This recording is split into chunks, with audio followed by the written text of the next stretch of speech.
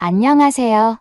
오늘은 명절에도 집에 안 오고 사돈만 챙기는 아들 며느리에게 정말 기가 막히게 참교육을 했다는 김현숙님의 사연입니다. 어떤 이야기일지 바로 들어보도록 하겠습니다. 안녕하세요. 저는 올해로 73살이 된 김현숙입니다. 오늘 저는 기가 막힌 저의 사연을 용기 내어서 들려드리려고 합니다. 작던 크던 간에 저와 비슷한 일을 겪으신 분들이 있으실 것 같은데요. 그런 분들에게 제 사연이 아마도 많은 생각과 공감, 그리고 용기를 줄 수 있는 사연이 되지 않을까 하여 글을 쓰게 되었습니다. 또한 끝까지 용기를 잃지 않고 또 자존감을 버리는 일이 없었으면 하는 바람에서 이렇게 용기를 내서 사연을 써봅니다.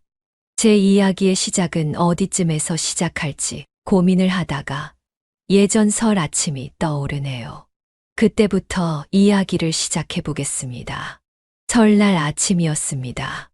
어김없이 새해의 아침은 참으로 고운 햇살을 보여주면서 새해다운 그런 모습을 보여주고 있었죠. 그렇게 창밖을 내다보는데 현관문이 삐걱거리며 며느리가 들어서는 소리가 들려왔습니다. 안녕하세요. 어머니, 저 왔어요. 아, 그래. 어서 오려무나. 저는 설날이라고 그래도 찾아온 며느리를 반갑게 맞이했습니다. 어머니, 이거 선물이에요. 어렵게 하나 남은 거 가져왔네요. 그렇게 말하면서 며느리가 내민 선물을 바라보았습니다. 손에는 대형 마트에서 흔히 볼 수 있는 할인 샴푸 세트가 들려 있었습니다. 사실 선물에 그렇게 연연하고 그런 성격은 아니었습니다. 샴푸고 비누고 뭐 그리 중요할까요? 마음만 중요하다는 생각을 했습니다. 하지만 그럼에도 제가 굉장히 신경이 쓰이는 이유가 있었습니다. 제 머릿속에는 수많은 것들이 스쳐 지나가고 있었기 때문입니다. 특히 유독 떠오르는 것이 있었습니다. 바로 며느리의 SNS였죠.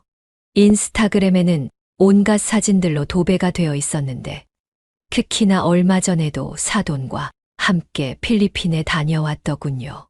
그뿐만이 아니었습니다. 그 이전에 남편 제사가 있었을 때도 며느리와 아들이 각자 회사 일이 바쁘다면서 홀로 제사를 지내야 했었습니다. 그런데 그때 SNS에 올라온 사진을 보고 저는 기겁을 했습니다. 며느리와 아들이 어느 풀빌라 같은 곳에 놀러 가서 아주 행복한 시간을 보내고 있더군요. 알고 보니 그곳도 필리핀이었습니다. 참으로 세상이 거꾸로 돌아간다고는 하지만 아들놈까지 이럴 수가 있나 싶었습니다. 세상 그렇게 고생해서 키운 아들이었습니다. 예전 가난했을 적에도 정말 아들은 좋은 것 입히고 먹이면서 키웠습니다. 그리고 우리 아픈 것은 100번이고 참았지만 아들이 아플 때는 바로 병원에 가서 검사를 받기도 했었죠. 그 정도로 애지중지 키운 아들이었습니다. 특히 지 아버지가 얼마나 살아있을 적에 애지중지 키웠다는 것을 모를 리도 없을 테고요. 그런데 이렇게 마치 배신 비슷한 것을 하니까 저는 참으로 화가 치밀어 올랐습니다. 다른 누구도 아니라 자식이 그랬다는 것이 기가 막힌 일이었죠. 아무리 며느리가 그랬다고 한들 그 중심을 잡아야 하는 것이 아들이 해야 할 일이었고, 그게 제정신이 박힌 사람의 생각이지 않을까요? 저는 적어도 그렇게 생각했습니다. 물론 제가 이런 것들을 알고 있다는 것에 대해서 며느리는 꿈에도 모를 겁니다. 제가 73살의 나이에 SNS를 할 것이라고는 전혀 예측을 하지 못할 테니까요. 하지만 제가 SNS를 한 지는 제법 되었습니다. 주변 지인들이 유튜브며 SNS며 재미있다고 시간을 보내기 좋다고 이야기를 해주더군요. 저도 이런 영상들 보는 재미에 빠지다 보니 SNS를 하고 싶었죠. 그래서 저는 SNS 하는 법을 지인들로부터 배웠고 며느리의 SNS를 볼 수 있게 되었습니다. 물론 처음에는 괜히 남의 사생활을 훔쳐보는 게 아닌가 싶어 마음이 걸렸습니다. 하지만 대놓고 남들 보라고 올리는 것이 SNS라는 공간 아니겠어요? 그런데 며느리는 정말 세상 무서운 줄 모르고 온갖 사진들을 다 올렸습니다. 그리고 이번에도 마찬가지였습니다. 며느리는 급하게 저에게 선물을 던져놓다시피 하더니 이내 아들과 이제 그만 가봐야겠다는 이야기를 했습니다. 아니, 어딜 가는 거니? 제가 말하자 며느리와 아들은 멋쩍은 얼굴을 했습니다. 그러고는 이렇게 이야기를 하더군요. 아, 이번에 장인어른 댁도 잠깐 들리고 그냥 집에서 쉬려고요. 이 사람도 그렇고 저도 그렇고 계속 일만 해서 그런지 몸이 안 좋더라고요. 아들이 그렇게 말을 했을 때 저는 사실 속으로 분노가 일었습니다. 사실 어떤 일이 일어날지 눈에도 훤했기 때문입니다. 그렇구나. 몸이 많이 안 좋니? 제가 묻자 며느리는 눈을 피하면서 네 하고 단답을 할 뿐이었습니다. 저는 알았다고 하고 그들을 내보냈습니다. 더 이상 있고 싶지도 않아 하는 아들네 붙잡아 봤자 좋은 소리 듣지도 못할 것이 뻔했기 때문입니다. 그렇게 설날 아침 저는 홀로 식사를 했습니다. 뭐 변변히 차린 것은 없었지만 그래도 이래저래 LA 갈비와 전들은 어제 열심히 준비를 해두었습니다. 혹시나 몰라서 며느리와 아들이 먹고 갈 수도 있다는 생각을 했기 때문이죠. 하지만 안타깝게도, 아니, 예상을 했던 것처럼 아들내외는 역시나 같이 밥 한 끼를 먹지 않고 떠났죠. 이전의 추석에도 그렇고 그 전 설에도 그랬습니다. 점점 저와 명절에 함께하는 시간이 줄어들더니 이런 지경까지 와버렸네요. 한 소리를 할까 생각도 했지만 그런 싫은 소리를 해봤자 뭐 하나 싶어 참았습니다. 그래도 처음부터 이랬던 것은 아니었죠.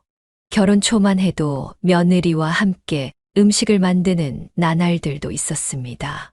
그리고 어린 손자의 재롱을 보며 행복한 시간을 보내기도 했었죠. 하지만 어느새 손자는 코빼기도 안 비치고 아예 명절에는 어딜 갔는지 소식도 없었습니다. 하기야 며느리와 아들도 이 모양일진데 손자라고 제 할미를 제대로 보러 올 생각이나 했을까 싶습니다. 처음에는 제가 너무 고리타분한 그런 시어머니인가 고민도 했습니다. 며느리가 혹시나 날 부담스러워하나. 이런 생각이 들어서 저는 더 잘해주려고 온갖 노력들을 했었습니다. 하지만 지금에 와서 보면 며느리는 그냥 저와 함께 있는 시간들이 그렇게 좋지 않았던 모양입니다. 그렇게 설 오전이 지나 점심 무렵이 되었을 때였습니다. SNS 알림이 울리더군요. 그 사진에는 아들, 며느리, 그리고 손자와 사돈네의 사진이 찍혀 있었습니다. 기가 막힌 것은 양평에 어디 리조트로 놀러가는 모습이 찍혀 있다는 것이었죠. 어쩐지 그리 아침에 오자마자 발등에 불 떨어진 것처럼 서두르더라니. 그들의 모습이 머릿속에 스쳐갔습니다. 제가 이렇게 SNS를 아무리 보더라도 며느리는 제가 보고 있는 건지 모를 겁니다. 제 아이디는 그냥 영어로 되어 있을 뿐 저를 짐작할 만한 것들은 하나도 없으니까요. 저는 속에서 답답함이 밀려왔습니다.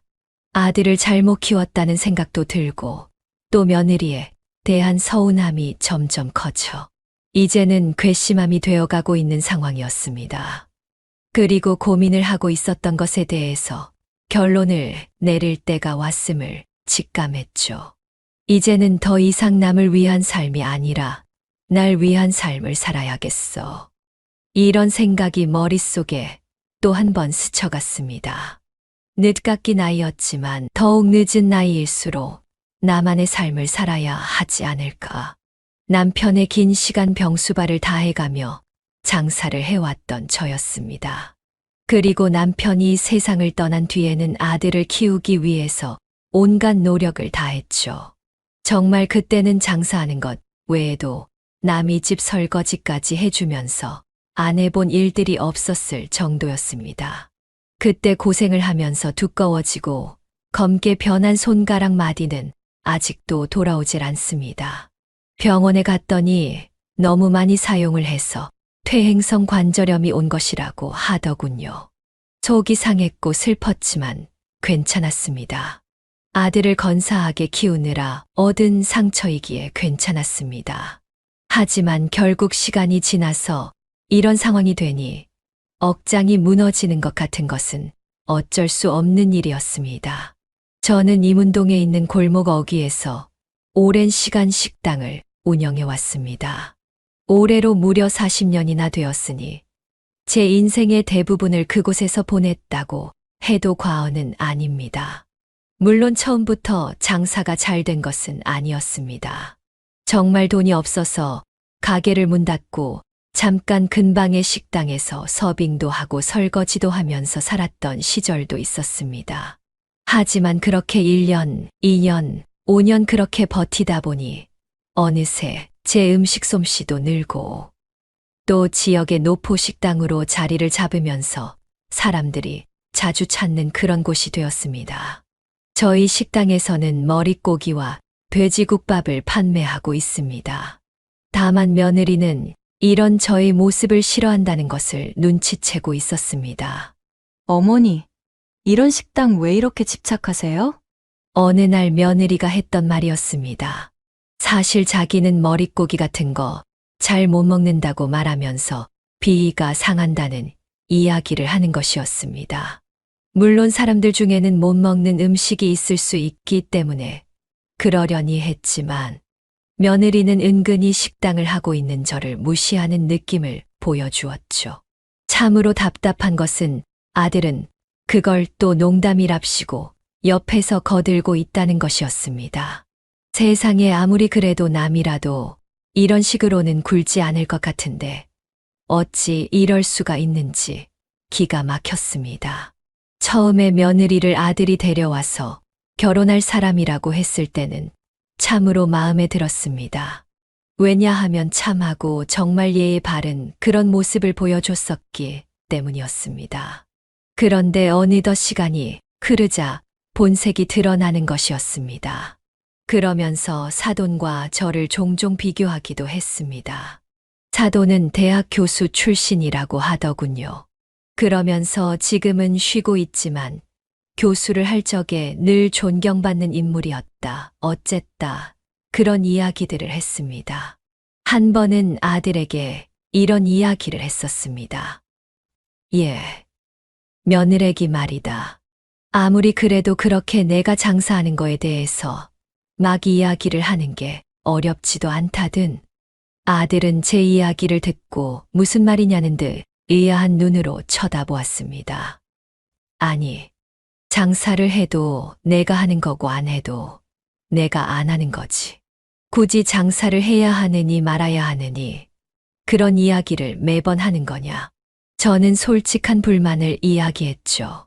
점잖게 이야기를 하긴 했습니다만 솔직히 그동안 속이 많이 상한 부분들이 많았습니다. 그러자 아들이 하는 말이 가관이더군요. 솔직히 엄마, 그 장사 좀 그런 건 사실이잖아요? 어릴 때 나 맨날 거기 가면 술 먹은 사람들 있고 복잡하고 냄새나고 나도 엄마 장사 그만했으면 해요. 뭐라고? 제가 분노하자 아들은 태도를 바꾸었습니다. 아니, 엄마 힘들까봐 그러는 거죠. 그리고 엄마도 뭐 장모님처럼 이제 은퇴하고 여기저기 국내 여행이라도 좀 다녀보면 어때요? 해외는 못 가더라도 국내도 볼 것도 많은데 아들이 말했습니다.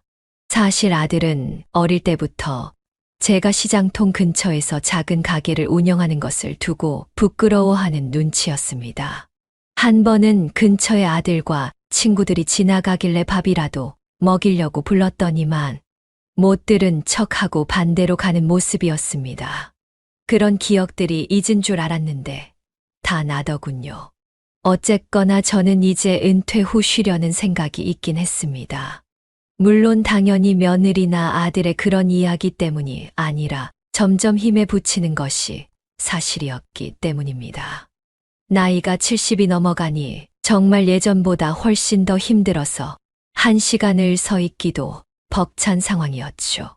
그러다 하루는 동창이 저희 가게를 찾아왔습니다. 제 국밥과 함께 차린 음식들을 먹더니 옛날 생각이 난다고 웃더군요. 옛날에 초등학교 시절에 함께 지내던 친구였습니다. 그 친구는 집이 잘 살아 이후에 대학까지 가서 유명한 프랜차이즈 회사의 대표가 된 친구였습니다. 살아가는 길은 크게 다르더라도 또 가진 돈의 크기가 많이 달라고 추억을 공유하는 친구라는 입장에서, 그리고 함께 음식에 대해서 이야기를 나눌 수 있다는 점에서 참으로 소중한 친구였습니다. 그런 동창이 어느 날 이런 이야기를 했습니다. 내가 가진 건물과 음식하는 능력을 이용해서 뭔가를 해보면 어떨까? 놀랍게도 이런 이야기를 한 것입니다. 저는 상상도 못한 일이었습니다. 제가 오랫동안 음식 장사를 해온 것은 사실이었습니다. 하지만 제가 감히 사업을 하고 또 음식을 가지고 뭘 하고 이런 것은 생각지도 못한 일이었습니다. 그렇기 때문에 친구에게 이야기를 했죠. 나는 그런 거 못해. 지금 이것도 힘들어서 겨우 하는데 이 나이에 와서 뭘 더 하라고 하면 힘들어서 아무것도 못할 것 같다. 이렇게 이야기를 했더니 친구가 웃더군요. 그러니까 하는 말이야. 언제까지 이렇게 일선에서 힘들게 장사를 할 건데. 너도 나처럼 프랜차이즈를 크게 하라는 게 아니라 내 아이디어랑 사업 노하우 같은 걸 합쳐서 뭔가를 해보자는 거지. 너는 그 식당의 대표를 하는 거고. 친구가 그리 말했지만 저는 한사코 사양을 했죠.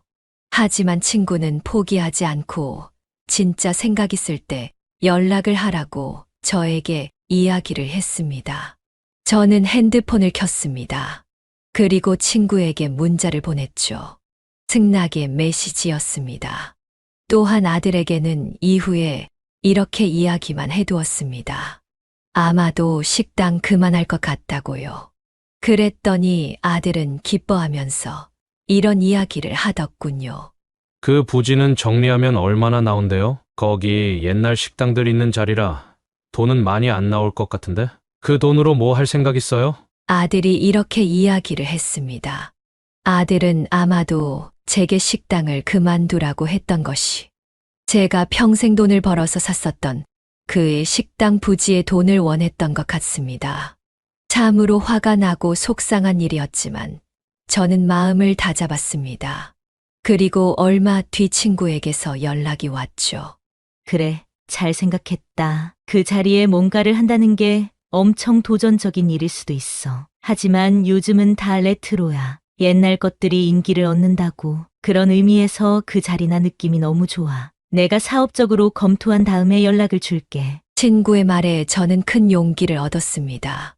그리고 며느리한테도 연락이 오더군요. 어머니, 그 식당 이야기 이희에게 들었어요. 그 부지 어머님 파시면 저희 집에 좀 보태주시면 안 돼요? 안 그래도 집을 새로 이사하려고 찾아보는데 몇 척 정도가 부족했는데 마침 어머님 식당을 파신다고 하니까 저는 더 들어볼 필요도 없다는 생각이 들었습니다. 미안하구나. 내가 다음에 연락하마. 지금 좀 일이 있어서. 그렇게 말하고는 저는 확답을 주지 않은 채 통화를 끊었습니다.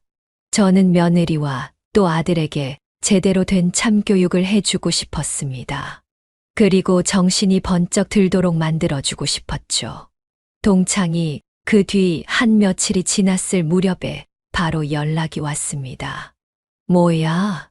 사업 검토해 본다면서. 우리 사업팀이 이미 그런 컨셉으로 뭔가 고민을 하고 있었더라고. 그런데 딱 내가 거길 운영하고 있고 부지도 있으니까 딱 맞아떨어지는 거지. 사실 저는 음식만 할 줄 아는 사람이었기 때문에 그 외 이야기들은 잘 몰랐습니다. 그래서 여차저차 이야기를 해본 결과 그곳에 한식 파인다이닝 레스토랑을 만들자는 것이었습니다. 저는 깜짝 놀랐죠. 파인다이닝 레스토랑이라는 것을 저도 알게 된 것은 얼마 되지 않았습니다. 요즘 TV에 셰프들이 많이 나오니 그들이 하는 음식들이 고급 레스토랑에서 나오는 그런 음식들이라는 것을 알게 되었죠.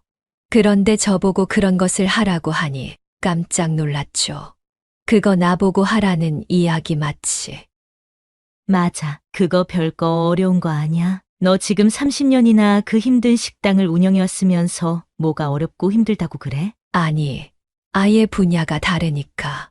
다른 건 우리 회사 셰프들이 보좌를 해줄 거고, 너는 메인 음식들만 신경 써주면 돼. 그리고 익숙해지면 장담한다. 너는 누구보다 잘 될 거다. 이 나이에 잘 돼서는 뭘. 요즘 100세 시대 아니야? 너 앞으로도 30년은 더 남았다. 친구와 이야기를 나눈 뒤 저는 결심을 했습니다. 파인다이닝을 통해서 새로운 인생을 찾아보겠다는 그런 생각을 했죠. 솔직히 말하면 늘 식당을 하면서도 더 많은 음식을 해보면 어떨까? 또 이런저런 것들을 배워서 할 수 있다면 어떨까? 이런 고민들이 많았습니다. 고민이라기보다는 막연한 그런 생각들이었습니다. 꿈이라고 하기에는 너무 거창한 것 같았고, 또 그냥 어느 정도의 희망이라고 말하는 것이 알맞을 것 같았습니다. 어쨌거나 그런 희망을 동창을 통해서 이룰 수 있다고 생각을 하니까 정말 기분이 좋았죠. 다만 그 준비 과정이 녹록치는 않았습니다. 일단 식당의 컨셉부터 시작해서 다양한 부분에 내 의견이 필요했습니다.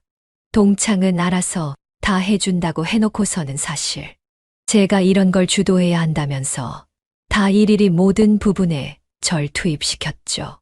그때야 사람들이 사업 하나를 성공시키기 위해서 얼마나 노력을 하는지 깨달을 수 있었네요. 그리고 중간중간 며느리와 아들이 집에 찾아오기 시작했습니다. 평소에는 코빼기도 보이지 않는 애들이 집에 찾아온 것 자체가 굉장히 이상한 일이었죠. 어머니, 저희들 왔어요. 엄마, 우리 왔어요. 저는 손에 뭔가를 바리바리 싸들고 온 모습이 익숙치가 않았습니다. 그리고 며느리는 갑자기 능청스럽게 제 옆자리에 앉아서는 이런저런 이야기를 했습니다. 그리고 달백숙을 해왔다면서 그것까지 냄비를 알아서 꺼내고 하는 것이 아니겠어요? 저는 얘네들이 뭘 잘못 먹었나 싶었습니다. 하지만 역시나는 역시나였죠. 그 목적이 있었기 때문입니다. 엄마, 그 땅이랑 건물 같은 거 알아봤어요? 얼마나 나온대요? 그거 식당 안 하면 팔 거죠? 아들의 이야기에 저는 머리가 지끈거렸습니다. 그리고 여기에 며느리도 한수를 더 떴죠. 어머니 이 집도 있으시고 노후는 다 준비가 되었는데 식당 팔고 나면 그 돈으로 뭐 하실 것 있어요? 노후 준비가 다 되었다는 말에 웃음이 났습니다. 노후 준비라는 게 집 하나 있다고 다 되는 것이 아닌 것을 뻔히 알면서도 그런 이야기를 하는 것이었죠. 만약 식당 일을 하지 않으면 지금 조금 모은 돈 그걸로 1년 정도를 아껴서 살면 끝이었습니다. 그동안 아들 결혼하는데, 집 사는데 보태준 돈도 한두 푼이 아니었었죠. 사실 제가 모았던 상당 부분의 재산은 아들이 남부럽지 않게 결혼하는데 다 쓴 상태였습니다. 그런 것을 아들과 며느리도 잘 알고 있을 텐데 저런 이야기를 하는 것이 진짜 돈 욕심이 끝이 없구나라는 것을 깨닫게 만들었죠. 하지만 저는 따로 뭔가를 더 이야기하지는 않았습니다. 어차피 나중에 가면 알게 되겠지만 저는 저만의 방식으로 아들네에게 아직 내가 살아있고 나는 나의 삶을 살아갈 것이라는 것을 보여주고 싶었죠. 그래서 저는 더욱 열심히 레스토랑 사업을 준비하는데 힘을 썼습니다. 레스토랑을 만드는 것 자체도 몇 개월이 걸리는 일이었지만 그 과정에서 메뉴부터 시작해서 모든 서비스들까지 준비하는데 정말 3개월을 밤낮 없이 준비를 했었던 것 같습니다. 물론 그런 상황에서 저는 체력적으로 힘든 부분들이 많았지만 그래도 견딜 수 있었습니다. 너무 재미있었기 때문이죠. 만약 이런 길이 있다는 것을 알았다면 더 빨리 도전해 볼 걸, 이런 생각까지 들 정도였습니다. 그리고 4개월, 5개월 정도 지났을 무렵이었습니다. 드디어 제대로 된 레스토랑이 가오픈을 하게 되었죠. 정식 오픈은 아니었지만 그래도 사람들의 이목을 끌기에는 충분했습니다. 저는 이곳에 그렇게 많은 사람들이 레스토랑을 좋아할 줄 몰랐습니다. 그동안 평생 국밥이랑 수육 같은 것만 팔아왔기 때문에 늘 그 사람들이 그 사람이라고 생각한 것이 큰 착각이었죠. 특히 SNS를 통해서 저희 레스토랑은 홍보가 많이 되기 시작했습니다. 그래서 어느덧 오픈한 지 2주차가 되자 지역 사람들이 꼭 한 번씩은 오고 싶어 하는 그런 곳이 되어 가고 있었죠. 저는 그곳에서 수셰프로 일을 했습니다. 파인다이닝 레스토랑이라는 것은 많은 요리사들이 함께 협업을 하는 것입니다. 그래서 예전과는 일하는 방식이 많이 달라서 힘들었는데요. 하지만 또 동창이 많이 도와주기도 했고 하다 보니까 금방금방 느는 측면들도 있더라고요. 그래서 그렇게 일을 하다 보니 몇 주 만에 능숙해졌죠. 저는 제 국밥 등을 현대식으로 표현을 한 요리들과 더불어 고급 고기들을 다양한 재료를 활용해 삶아서 대접하는 특별한 수육을 선보였습니다. 기존에 제가 하던 것은 박리담회식 장사였다면 이것은 거의 어릴 적 그림을 그리는 것과 비슷한 작업이었죠. 맛 하나, 모양 하나에도 무척 신경을 쓰고 완벽을 추구해야 했습니다. 그렇게 오픈하면서 자리를 잡게 되었고, 저는 밖에 나와서 종종 손님들을 맞이했습니다. 어머, 김씨 아녀? 어떻게 여기 있어? 이 요리사 복장은 뭐고? 동네 아는 지인들이 레스토랑에 줄을 서 있다가 문 앞에서 대표 셰프로 인사를 하는 저를 보면서 놀라며 말했습니다. 그렇게 됐어요. 앞으로 많이 찾아와 주세요. 저는 친절하게 동네 지인들을 안내했습니다.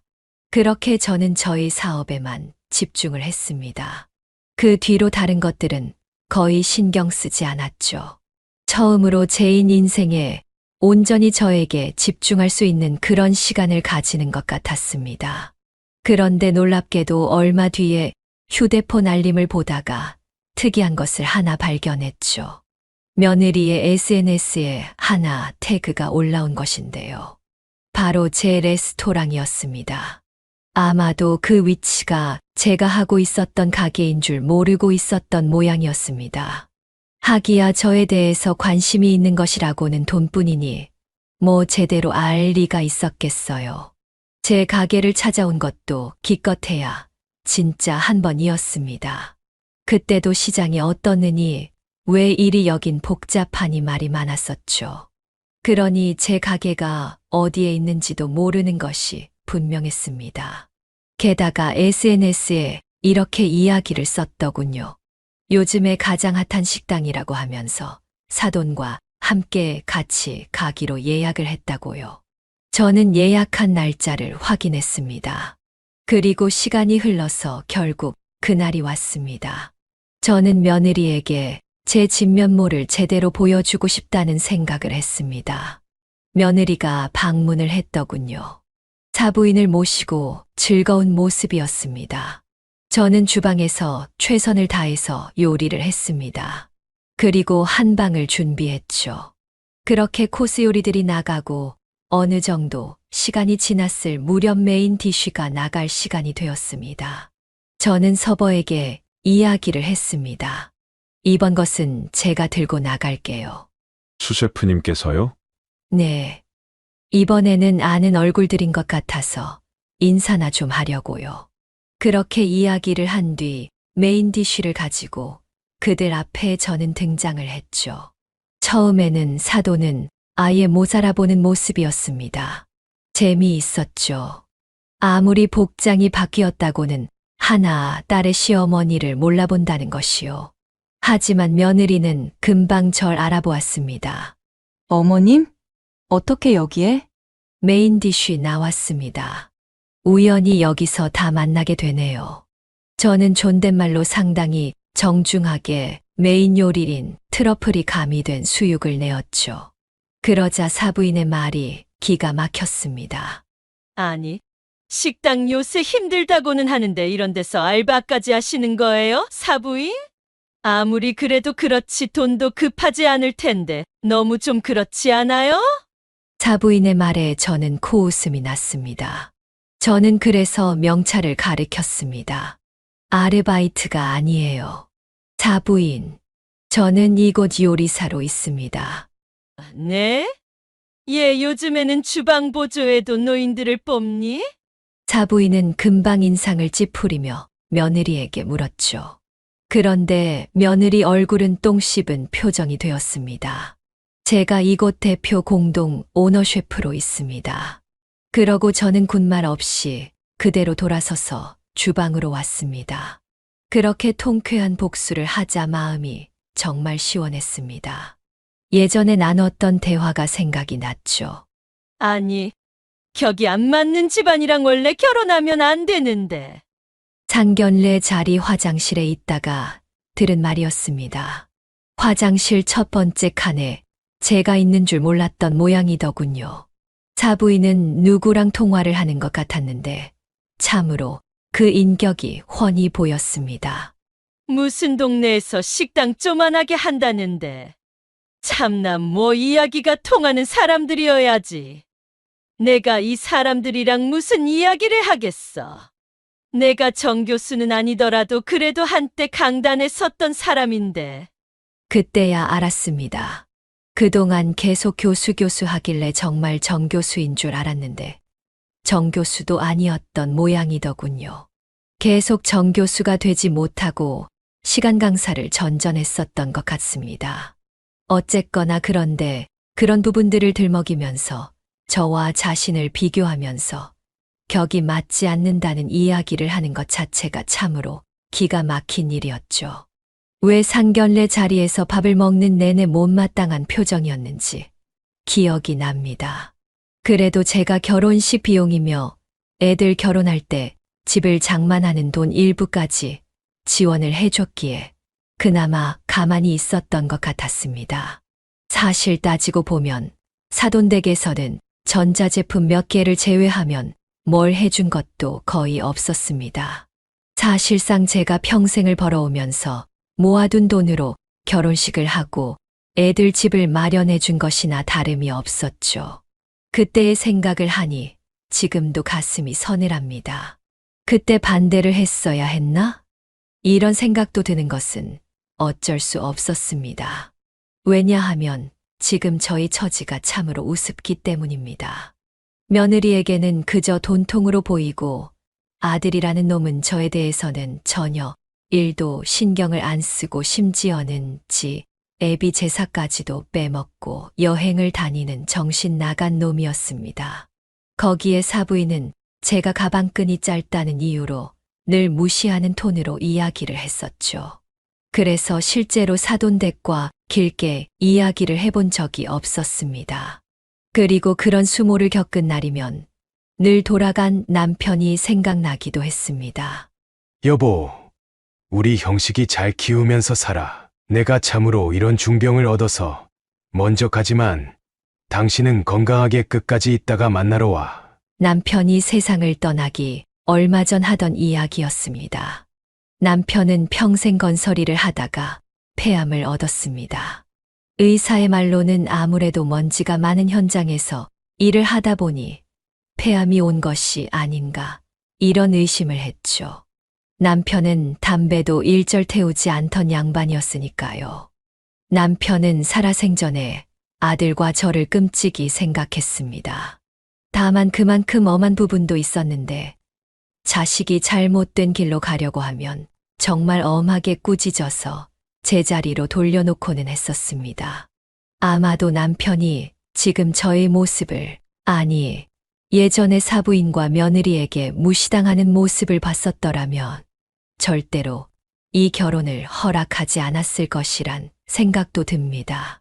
다만 저는 그럴 용기도 없고 또 성격도 되질 않아서 그냥 우리 아들이 좋다면 좋은 대로 그냥 가려던 것이었죠.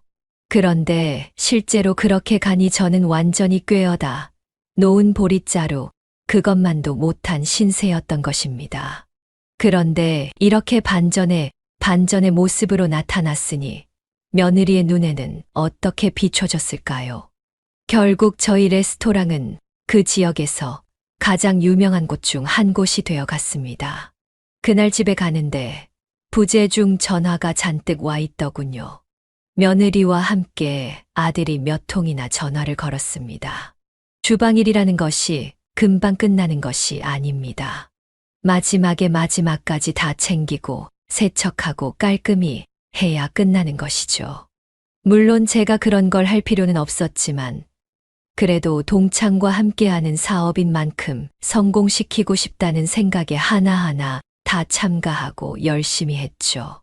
그래서 저는 아들에게 전화를 걸었습니다. 그러니 아들이 불이 나게 전화를 받더군요. 엄마, 어떻게 된 일이에요? 보니까 엄마 가게 자리에 그거 레스토랑 생긴 것 같던데? 맞아요? 그래, 맞다. 나도 거기에서 일하고 있지. 아니, 그게 무슨 소리예요? 갑자기 웬 레스토랑이에요? 그거 가게 제대로 팔고 거기에 취업한 거예요? 팔다니. 무슨 소리냐. 소유권은 내가 가지고 있다. 여전히 내 가게고. 운영은 내가 하는 것은 아니다만 어쨌거나 주방에서 맛을 책임지면서 일하고 있다. 그러면 그 돈은요? 가게 팔아서 저 주시기로 한 돈은 어떠하고요? 뭔 소리냐? 그제야 저는 그동안 찝찝했던 이유를 알 수가 있었습니다. 아들은 이미 고급 아파트에 입주를 하려고 초기 계약금 10%까지 걸어둔 상황이라고 했습니다. 아니, 엄마가 그러면 난 계약금 날린다고요. 지금 집 팔아도 거기에 들어갈 돈 부족한데. 미쳤구나. 내가 도대체 내 엄마를 너는 돈 보따리로 보는 게냐? 도대체 한두 번이어야지. 내가 너 결혼식 할 때도 그 돈 전부 내가 지원해줬지. 그리고 너 지금 집 들어갈 때도 그간 내가 평생 모은 5억 다 줬다. 그런데도 뭐가 어째. 그건 남들도 다 해주는 당연한 거라고요. 당연한 거. 세상에 당연한 게 있든. 그렇게 돈이 필요하면 너 장모한테 가서 한 번 달라고 그래봐라. 그 말에 아들은 뭔가 계속 이야기를 했지만 저는 전화를 끊어버렸습니다. 드디어 본색을 드러내는 아들의 모습에 치가 떨리는 수준이었기 때문입니다. 그리고 아들의 그런 모습을 보니 도대체 내가 아들을 어떻게 키운 것인가 한탄스럽기까지 했습니다. 그리고 얼마 지나지 않아 레스토랑에 나갔는데 우습게도 거기에 며느리와 아들이 찾아와 있었습니다. 여기는 어쩐 일이냐? 몰라서 물어요? 엄마! 아들이 화를 내며 말을 하자 옆에서 며느리가 진정하라는 듯이 이야기를 했습니다. 이이가 조금 화나서 그래요. 어머니, 그 계약금 넣은 거 그것도 지금 상당히 많이 넣은 상태예요. 어머니가 이 가게 판다고 하셔가지고 그렇게 일을 진행한 건데. 또 그 이야기냐? 도대체 이 가게가 누구 거인지 이제는 의심스럽구나. 도대체 너희가 하는 말을 듣고 있으면 이 가게를 마치 너희들한테 빌린 거라고 남들이 오해하겠다. 어머니, 그건 아니지만 그래도 이건 진짜 아무리 가족이라고 하더라도 서로 좀 도와주고 그래야죠. 상도덕에 너무 어긋나는 일이고. 저는 그 말에 화가 났습니다. 상도덕이라는 것을 며느리의 입에서 꺼낸다는 것이 가당키나 한 일인가 싶었기 때문입니다. 상도덕. 그래, 말 잘했다. 너희들 추석이고 설날이고 내 아버지, 너의 시아버지, 그리고 내 남편의 납골당 몇 번이나 갔어. 그리고 제사는 어느새부터인가 아예 코빼기도 안 비치고. 그러자 며느리는 오히려 가슴을 펴고 당당히 말했습니다. 그거 저희가 일이 있어서 어쩔 수 없다고 말씀드렸잖아요. 일을 하다 보니까 이이도 저도 점점 바빠지고 힘들어지니까. 며느리는 아직도 착각하고 있는 것이 있었습니다. 제가 자신의 SNS를 보고 있다는 생각을 추호도 하지 못하고 있는 것이었습니다. 저는 어처구니가 없어서 결국에 며느리에게 이제는 진실을 이야기해야겠다 싶었죠. 자, 이걸 보고도 그런 소리가 나오는지 보자꾸나. 저는 곧바로 인스타그램을 켰죠. 그리고 3년 전부터 쭉 설날 추석 그리고 기념일이나 제사가 있을 때 뭐를 했는지 하나씩 이야기를 해줬습니다. 최근에는 일이 있다더니 필리핀에 갔다 왔더구나. 며느리와 아들은 충격을 받은 모습이었습니다. 사실 그것을 SNS 때문에 들킬 줄은 몰랐던 것입니다. 설마 나이가 한참 든 제가 SNS를 하고 있었을 줄은 꿈에도 몰랐던 것이죠. 그래서 저는 바로 이런 이야기를 해줬습니다. 설령 SNS를 내가 하지 않았다고 한들 뭐 달라질 게 있었을까? 지금 너희들의 태도는 칼만 안 들었다 뿐이지 강도랑 다를 바가 없다. 그리고 SNS를 통해서 본 너희들은 완전히 거짓말만 반복을 하고 있으니 반성의 기미는 추호도 없기 때문에 나는 더 이상 너희들 얼굴을 보고 싶지 않구나. 제가 이렇게 말하자 어떻게든 붙잡고 이야기를 하려 했습니다. 저는 레스토랑에 그대로 들어가려 했지만 며느리와 아들이 막아섰습니다. 급하긴 급한 모양이었습니다. 도대체 얼마짜리 아파트를 계약했는지는 몰라도 적지 않은 돈을 쓴 모양이었죠. 그때 레스토랑에서 저희 직원들이 나왔죠. 밖에서 소란이 일자 나와본 것 같았습니다.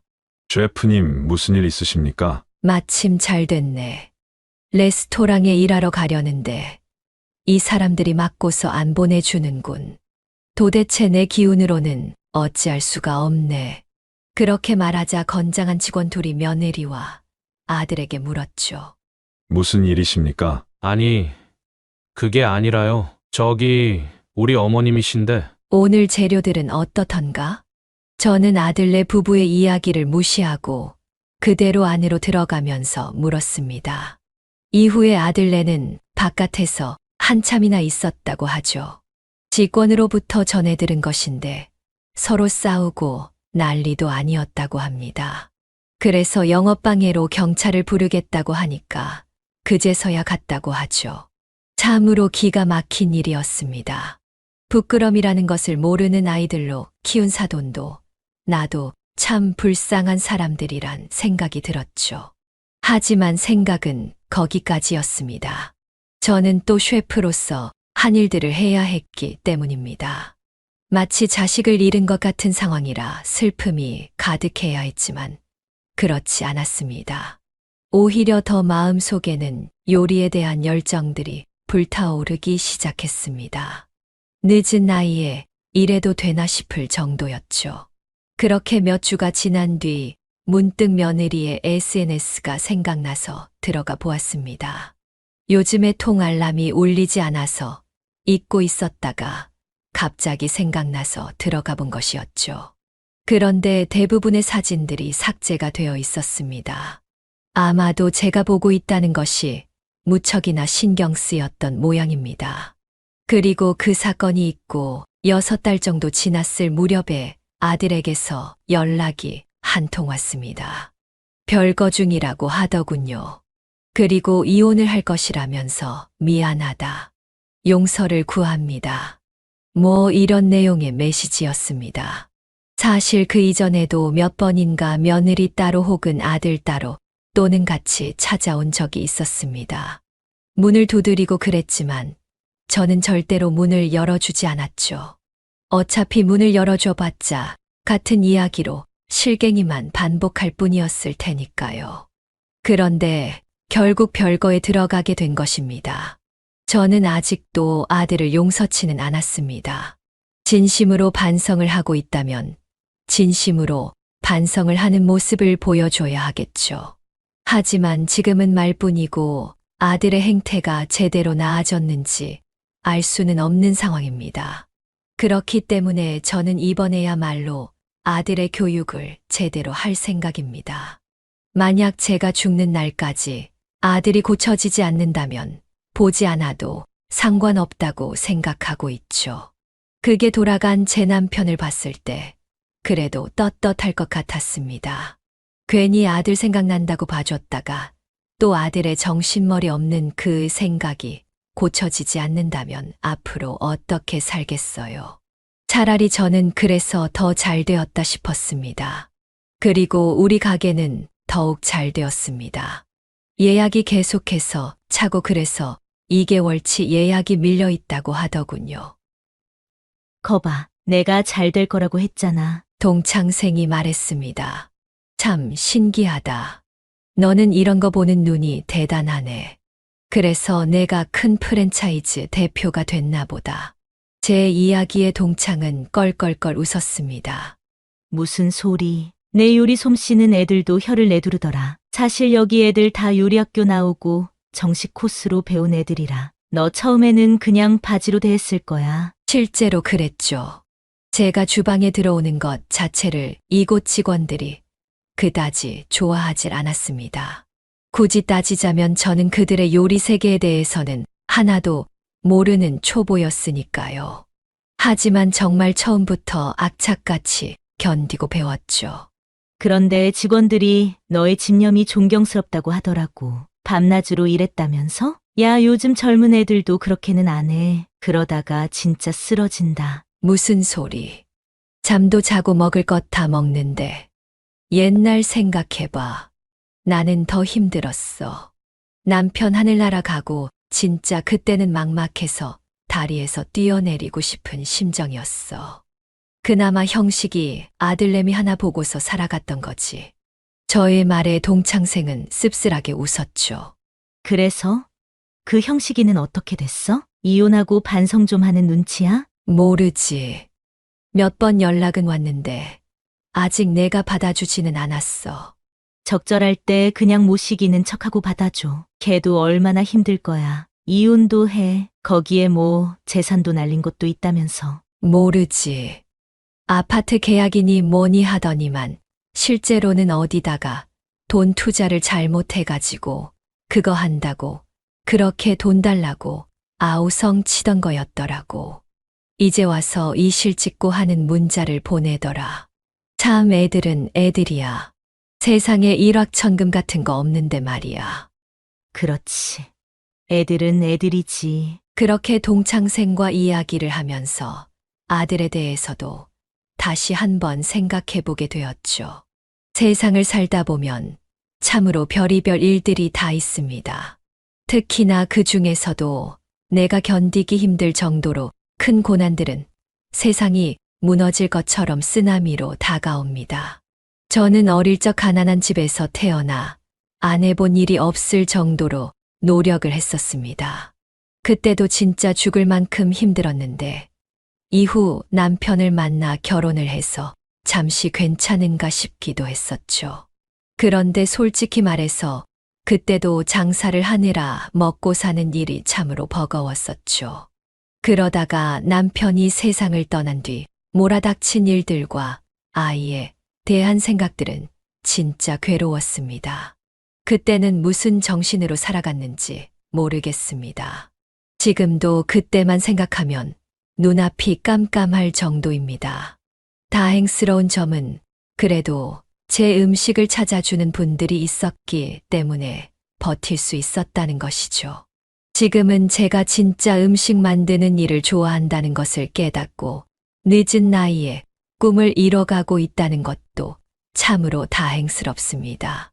그리고 며느리에 대한 소식도 은연중에 아들이 문자로 해줘서 알게 되었는데요. 며느리는 이혼 후 이민을 간다 뭐한다 난리를 치다가 결국에 장모랑도 사이가 틀어진 것 같다라는 그런 문자를 보내왔습니다. 참으로 기가 막힌 노릇이었죠. 저는 이제 슬슬 아들을 어떻게 대해야 할까 고민을 하고 있습니다. 사실 예전이라면 벌써 아들을 집에 들여서 밥도 해먹이고 했을 텐데요. 지금은 아직도 고민이 많습니다. 아직도 철이 들지 않은 아들인 것 같아서 매섭게 교육을 하리라고 생각을 하는데 다 큰 아들을 때려서 가르칠 수도 없는 노릇이고 방법을 잘 모르겠네요. 다만 제가 세월과 세상을 통해 배웠던 것처럼 아들도 그런 부분을 통해서 철이 들어가지 않을까 싶습니다. 또한 지 애비한테도 잘할 수 있는 그런 시간들도 남아있죠. 얼마 전에 남편이 갑자기 그리워서 납골당에 다녀온 적이 있었습니다. 그런데 갔더니 꽃이 남편의 납골당 칸에 놓여 있더라고요. 평범한 날이었기 때문에 누가 다녀갔나 싶었습니다. 생각을 해보니 아들이 다녀가지 않았을까 싶어요. 남편이 살아생전에 해바라기를 좋아했었습니다. 돈이 많이 들어오는 행운을 가져다 주는 꽃이라고 집에다가 해바라기 그림을 꼭 어디에서 구해다가 촌스럽게 걸어두고는 했었죠. 그걸 아는 것은 저와 아들뿐인데 아마도 그것을 아는 아들이 작은 해바라기 조화를 하나 구해다가 놓은 것이 아닌가 싶었습니다. 저는 그것을 보고서 이제는 아들이 서서히 돌아오고 있구나 싶었죠. 어쩌면 이제는 제대로 부모가 어떤 존재인지 깨닫는구나 이런 생각이 들었습니다. 여러분들은 이런 상황에서 어떻게 대처를 하실까요? 저 같은 경우 레스토랑이 크게 성공을 하면서 다행히 아쉬운 소리를 하지 않을 수가 있었습니다. 다만 만약 레스토랑이 잘 되지 않았다면 저는 저 나름대로 참 힘든 시간이 있었지 않았을까 싶기도 합니다. 그럴 때 아들에게 아쉬운 소리를 하게 되는 상황이었다면 아마도 그 식당 자리 팔고서 아들에게 얹혀 사는 그런 신세일지도 모르겠죠. 그렇게 생각하니까 또 아찔한 그런 생각도 드네요. 하지만 꼭 죽으라는 법만은 없는 것이 동창의 제안으로 그게 성공을 하면서 기가 막히게 뭔가 모든 것들이 제자리로 돌아오는 그런 기회가 만들어지게 되었습니다. 그래서 참으로 요즘에는 감사하다는 생각을 합니다. 그리고 며느리에 대한 미움도 어느 정도는 옅어지는 것 같습니다. 그 아이도 아마 많은 심적인 고민들이 있었지 않았을까 그런 생각도 들더라고요. 전 사돈이 워낙 성격이 모났었던 느낌이었기 때문에 그런 사돈 밑에서 제대로 사랑이나 받았을까 또 교육을 받을 수 있었을까 이런 생각까지 들었습니다. 어쨌거나 이제는 남의 일이 되어버렸지만요. 저는 오늘도 출근을 합니다. 새벽같이 출근을 해서 또 늦게까지 일을 하고 퇴근을 하죠. 물론 매일 이렇게 일하지는 않습니다. 그저 어느 정도 체력이 받쳐주는 한에서 이제는 주에 3일, 4일 정도만 일을 합니다. 동창생이 정말 그러다 큰일 난다고 말린 것들도 있었고요. 또 이제는 제가 생각하고 구상한 음식들을 남은 직원들이 정말 잘 만듭니다. 저보다도 어떤 면에서는 더 잘 만드는 것 같아요. 그래서 이제는 좀 한숨을 돌리고 일을 하고 있는 것이죠. 이 사연을 듣고 계시는 여러분들도 아마도 많은 사연들이 있으리라 생각합니다. 살다 보니까 다들 가슴에 한 자락의 사연은 있는 것 같더라고요. 사연 없이 사는 사람은 단 한 사람도 보지 못한 것 같습니다. 그렇기 때문에 저희 사연을 좀 더 이렇게 좋은 기회를 통해서 말씀드리게 된 것 같아요. 저도 종종 사연들을 듣는데 진짜 그게 큰 힘이 되기도 하고 공감이 되기도 하더라고요. 그래서 저도 제 이야기를 보내면 누군가에게 도움이 되지 않을까 이런 생각에 글을 써보게 되었습니다. 을사년이 밝았습니다. 그리고 많은 분들이 행복한 그런 한 해를 꿈꾸실 텐데요. 한 해에는 꼭 건강하시고 또 소원들이 있다면 잘 이루어지셨으면 좋겠습니다. 지금까지 저희 깊은 이야기 그리고 긴 이야기를 들어주셔서 감사합니다. 네, 오늘 이야기는 어떠셨나요? 오늘 이야기를 듣고 어떻게 생각하시는지 어머님, 아버님의 생각을 댓글로 공유해주세요. 저는 또 다른 사연으로 찾아뵙겠습니다. 좋아요, 구독, 알람 설정을 통해 앞으로도 따뜻한 정을 나눌 수 있게 함께 해주세요. 어머님, 아버님의 삶의 지혜와 경험을 나눌 수 있는 통로가 되겠습니다. 오늘도 인생을 바꾸는 관점을 통해 사연을 들어주셔서 감사합니다. 안녕하세요. 오늘은 15억짜리 아파트를 노린 아들과 며느리에게 재산을 빼앗기지 않기 위해 시골 산속으로 간 김순자님의 사연입니다. 힘드신 상황에서도 정말 침착하게 대처하고 아들과 며느리에게 배로 돌려주었다고 하는데요. 어떤 이야기일지 바로 들어보도록 하겠습니다. 안녕하세요. 제 이름은 김순자입니다. 올해로 65살이 되었고 서울의 변두리 동네에서 30년 동안 작은 칼국수 식당을 운영하며 살아왔어요. 젊었을 적 남편을 사고로 잃은 저는 아들을 혼자 키우면서 안 해본 일이 없었습니다.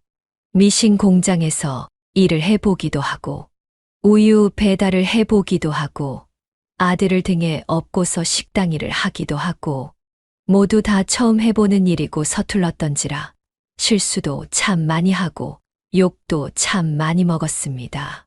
하지만 식당 일을 하면서 저를 딸처럼 여기며 챙겨주신 사장님 덕분에 옆에서 많은 것들을 배울 수 있었어요. 음식을 하는 법부터 시작해서 어떻게 하면 일을 잘 할 수 있는지까지 살아가는데 필요한 모든 것들을 제게 알려주셨습니다. 칼국수를 만드는 법도 식당 사장님을 통해 배울 수 있었어요. 그리고 30대 중반이 되었을 무렵쯤 사장님은 저를 조심스럽게 불러 이렇게 말씀하셨습니다. 순자야, 혹시 가게 물려받을 생각 없니? 네, 무슨 말씀 하시는 거예요, 사장님? 제가요? 그래, 나는 어차피 결혼도 안 했고 자식도 없고 내가 요새 몸이 영 예전 같지가 않아서 말이야. 근데 너도 알다시피 내가 이 가게를 어떤 마음으로 운영했는지 알잖니. 그래서 다른 사람에게 인수를 해주려니 마땅히 넘겨줄 만한 사람도 없고 생판 모르는 남한테 넘겨주자니 또 아쉽고 그러다 보니 네가 번쩍 생각이 나더라고. 너라면 나처럼 진심으로 이 가게를 운영해 줄 것 같아서 말이야. 어때? 제가 정말 이 가게를 물려받아도 괜찮을까요? 사장님의 청춘을 담아 운영해 오신 가게잖아요.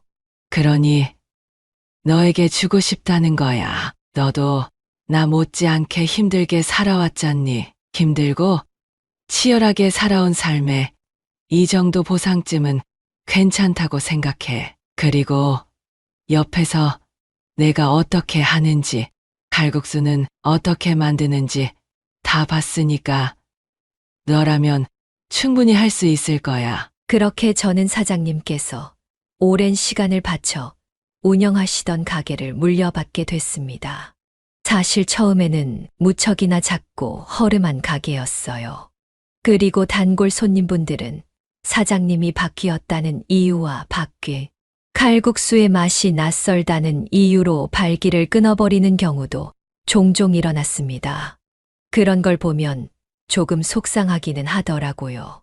사장님이 일궈내신 걸 내가 괜히 망치는 건 아닐까 싶은 생각도 들었죠. 하지만 포기하지 않고 주저앉지 않고 최선을 다한 덕분인지 줄어들던 손님들이 다시 하나둘씩 늘어났고 결국 나중에는 가게를 확장하며 안정적으로 영업을 할 수 있었습니다.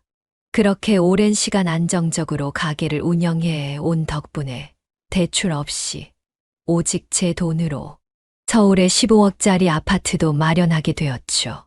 제가 그 아파트를 제 명의로 샀을 때 그 기쁨이 얼마나 컸는지 모릅니다. 30년 동안 가게를 운영하며 흘린 땀과 눈물이 고스란히 묻어있는 집이었으니까요.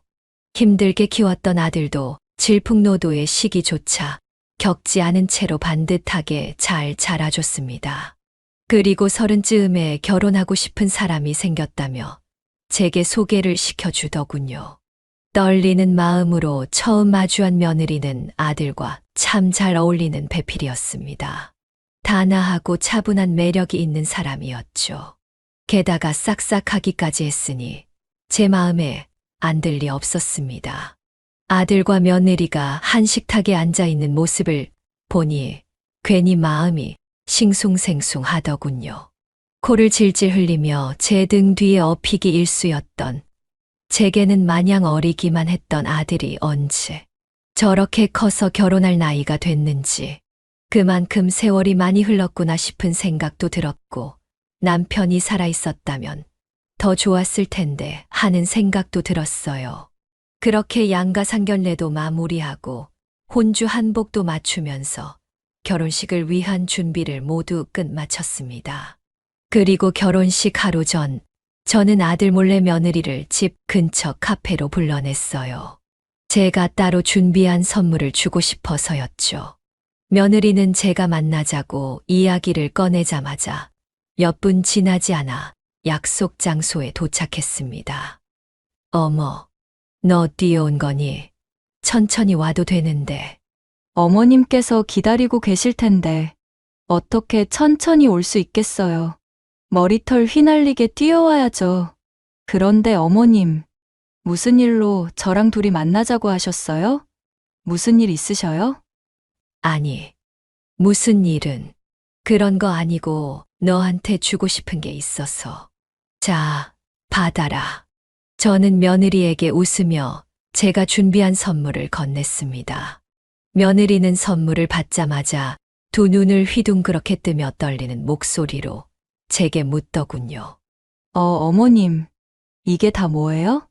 이거는 앞으로 너희 둘이 살 집 전자키야. 요즘은 아파트 현관문에 도어락 달면 전자키도 별도로 주더라. 집 비밀번호는 우리 민호 생일이니까 그렇게 알아두면 되고, 이 반지는 우리 집 가족이 된 기념으로 내가 주는 선물. 너희 미래를 위해서 시엄마가 주는 선물이다 생각하고 감사한 마음으로 받아줬으면 좋겠어. 부담스럽거나 불편한 건 아니지. 그럴 리가요, 어머님. 저 지금 눈물 날 것 같아요. 너무 감사해서. 이렇게 집을 해주실 거라고는 생각도 못하고 있었는데. 그리고 이 반지도 너무 예뻐요, 어머님. 저희 정말 잘 살게요. 그리고 앞으로 어머님께도 정말 좋은 며느리가 될 수 있게 노력할게요. 정말 감사해요, 어머님. 며느리의 진심 어린 말에 괜히 가슴이 뭉클해지는 것 같았습니다. 우리 아들이 참 보는 눈이 있구나 싶었죠. 그렇게 아들과 며느리는 모두의 축복 속에서 웨딩마치를 올렸습니다. 아들이 결혼하고 딱 6개월까지는 어떤 문제도 없이 행복하기만 했어요. 아들과 며느리는 정말 시도 때도 없이 집으로 찾아왔습니다. 맛있는 게 있으면 항상 같이 먹자며 찾아왔고, 어느 날 밤에는 같이 야식을 먹고 싶다면서 찾아오기도 하고, 젊은 나이임에도 애교 많고 살가운 며느리를 저는 친딸처럼 예뻐했어요. 그리고 늘 버릇처럼 아들에게 이렇게 이야기하곤 했습니다. 민호야, 너는 정말 결혼 잘 한 줄 알아. 우리 정현이 같이 애교 많고 싹싹한 며느리 없다. 엄마 친구들한테도 맨날 자랑해. 우리 며느리가 이렇게 나한테 잘한다면서. 진짜 볼수록 신기하다니까요. 둘이 전생에 모녀가 아니었나 하는 생각도 들고. 어머님이 얼마나 좋으신 분인데. 당연히 잘해야지. 어디서 봤는데 며느리는 시어머니한테 제2의 자식 같은 존재라고 했어. 나도 어머님한테 그런 존재가 되려고. 며느리는 참말을 예쁘게 하는 사람이었어요. 같은 말이라도 더 듣기 좋게 하는 재주가 있었죠. 이렇듯 제게 참 살갑게 굴던 며느리는 딱 결혼한 지 6개월이 지난 시점에서부터 점점 다른 사람이 되어가기 시작했습니다. 어느 날 주말에 함께 식사를 할 때였어요. 아들과 며느리에게 정성을 들여 칼국수를 끓여줬었는데, 며느리가 국물을 한 입 먹더니 인상을 확 찌푸리는 겁니다. 아가, 왜 그러니? 국물이 짜? 아니면 좀 싱겁나? 아니요, 그게 아니라 어머님. 솔직하게 말씀드릴게요. 어머님 칼국수. 이제 조금 물리는 것 같아요. 그 말을 듣는 순간 얼굴이 확 달아오르는 것 같았습니다. 제가 해준 음식이 최고라고 맛있게 먹던 며느리였는데, 제가 만들어준 칼국수가 질린다니. 좀 민망하기도 했지만 다르게 생각을 해보면 가끔 가다 한 번 먹어야 맛있지. 자주 먹으면 저라도 물릴 것 같더라고요. 아이고, 그래. 내가 맨날 칼국수만 해주니 충분히 그럴 수도 있겠구나. 그럼 칼국수 말고 수제비 끓여줄까? 내가 또 칼국수만 잘하는 게 아니라 수제비도 잘 끓이거든. 아니요, 어머님. 이제 칼국수, 수제비 이런 거 안 먹고 싶어요. 좀 촌스럽기도 하고요. 저희는 그냥 나가서 다른 거 사 먹을게요. 며느리는 그렇게 말하면서 정성껏 만들어 둔 칼국수를 곧장 음식물 쓰레기통에 갖다 버렸습니다. 그제서야 가슴이 철렁 내려앉는 것 같더군요. 아무리 촌스럽고 질린다고 해도 그렇지. 사람 눈앞에서 저렇게 당당하게 내가 만든 음식을 쓰레기통에 버리다니. 더 놀라웠던 건 아들의 한마디였습니다. 어머니, 그러게 그냥 밖에 나가서 식사하시지 그러셨어요. 요즘은 칼국수나 수제비 같은 것보다 맛있는 음식이 얼마나 많은데요. 고기도 있고 돈가스도 있고 어머니 가게 30년 동안 잘 되고 있는 건 아는데요. 저의 입맛에는 이제 안 맞아요. 다음부터는 집에서 뭐 해줄 생각 마시고 집에서 먹어요. 집에서. 이만 가볼게요. 아들마저 저렇게 이야기를 하니 참 속이 상하더군요. 저는 그날 하루 내내 애써 아무렇지 않은 척했지만 속에서는 알 수 없는 분노와 슬픔이 잔뜩 뒤섞여서 쉽게 잠을 이룰 수 없었습니다. 그리고 한 달 정도의 시간이 흘렀을 무렵 저는 오랜만에 아들네 집에 반찬을 만들어 찾아갔습니다. 그런데 그때도 며느리의 태도는 평소와 달랐어요. 항상 제가 오면 어머니 하며 안겨오던 며느리였는데 그날은 문을 열 때부터 표정이 영 심상치가 않더라고요. 어머님, 오실 거면 연락이라도 좀 하고 오시지. 갑자기 어쩐 일이세요? 민호한테 이야기 못 들었니?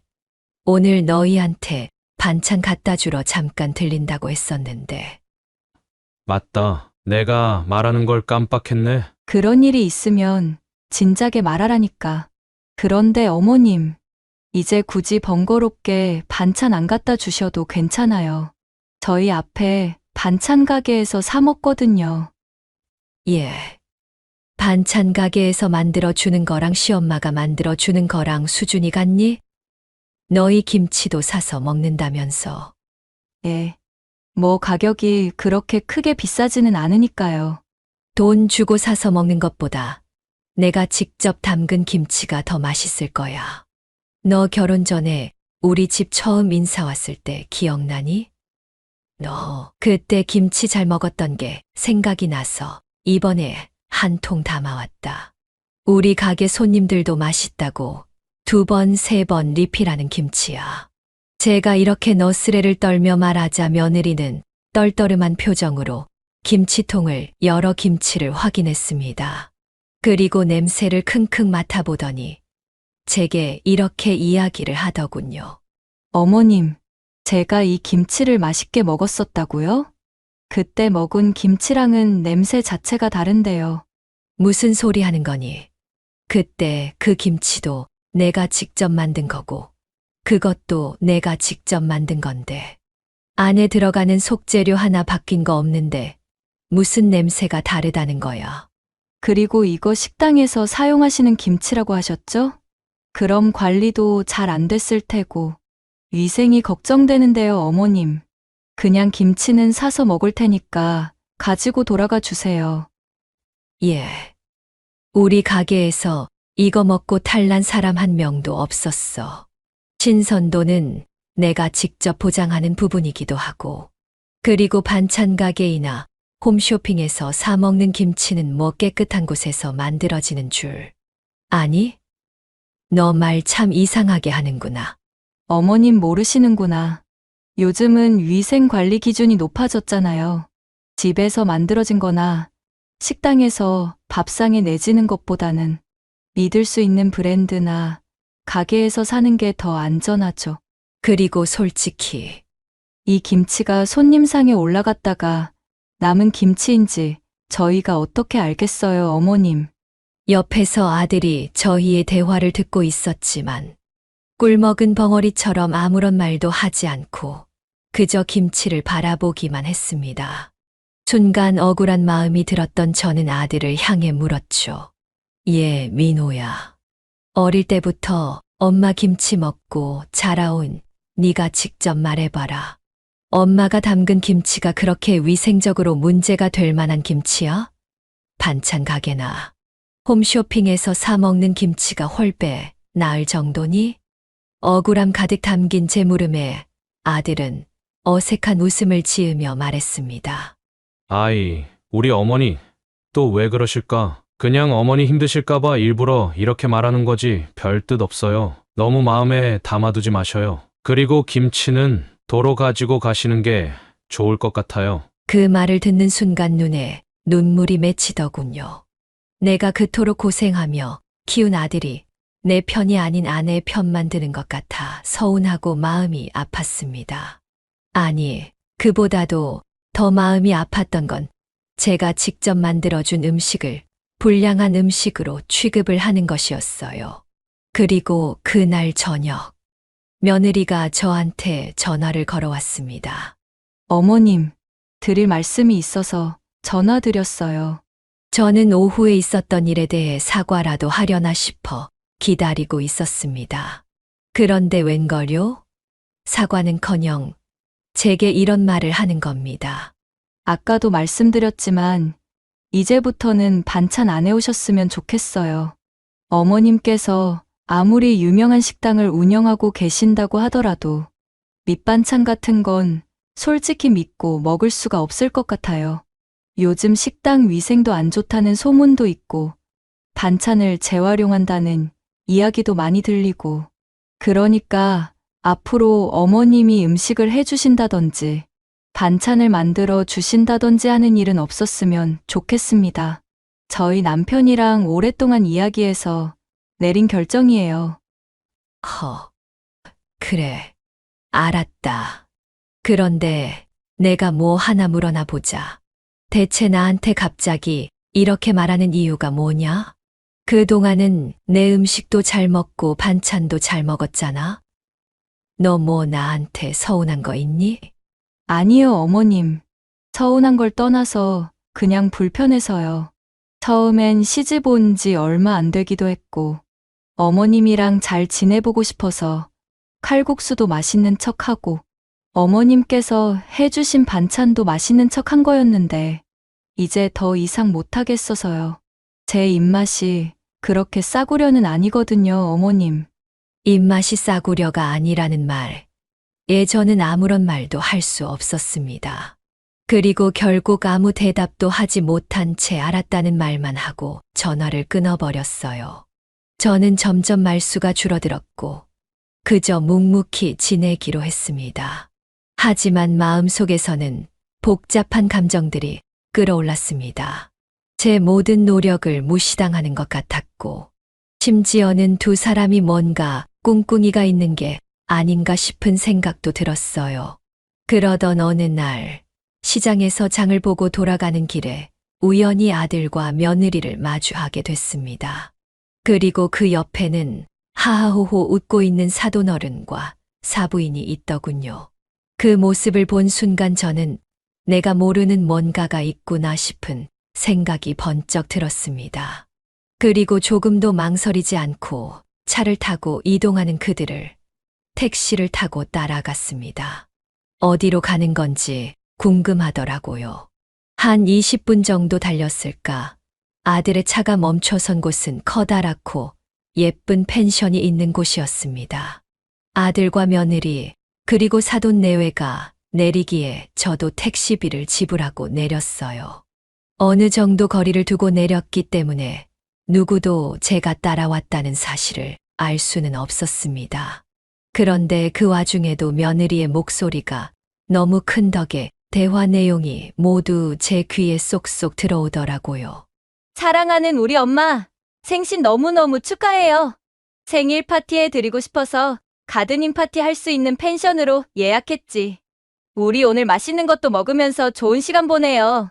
고마워, 딸. 그런데 이런 펜션 예약하려면 돈이 꽤 많이 들었을 텐데. 아이, 돈이 무슨 상관입니까? 하나뿐인 장모님 생신인데 이 정도는 당연히 해드려야죠. 우리 사위 말하는 것 좀 봐. 사부인도 오늘 오셨으면 좋았을 텐데. 아, 어머님 가게 운영하신다고 바쁘신 거 알잖아. 엄마, 오늘은 우리끼리 즐겁게 놀자. 들어가자. 저를 빼놓고 화목한 시간을 보내는 아들과 며느리, 사돈 내외를 보면서 여러 가지 생각이 들었습니다.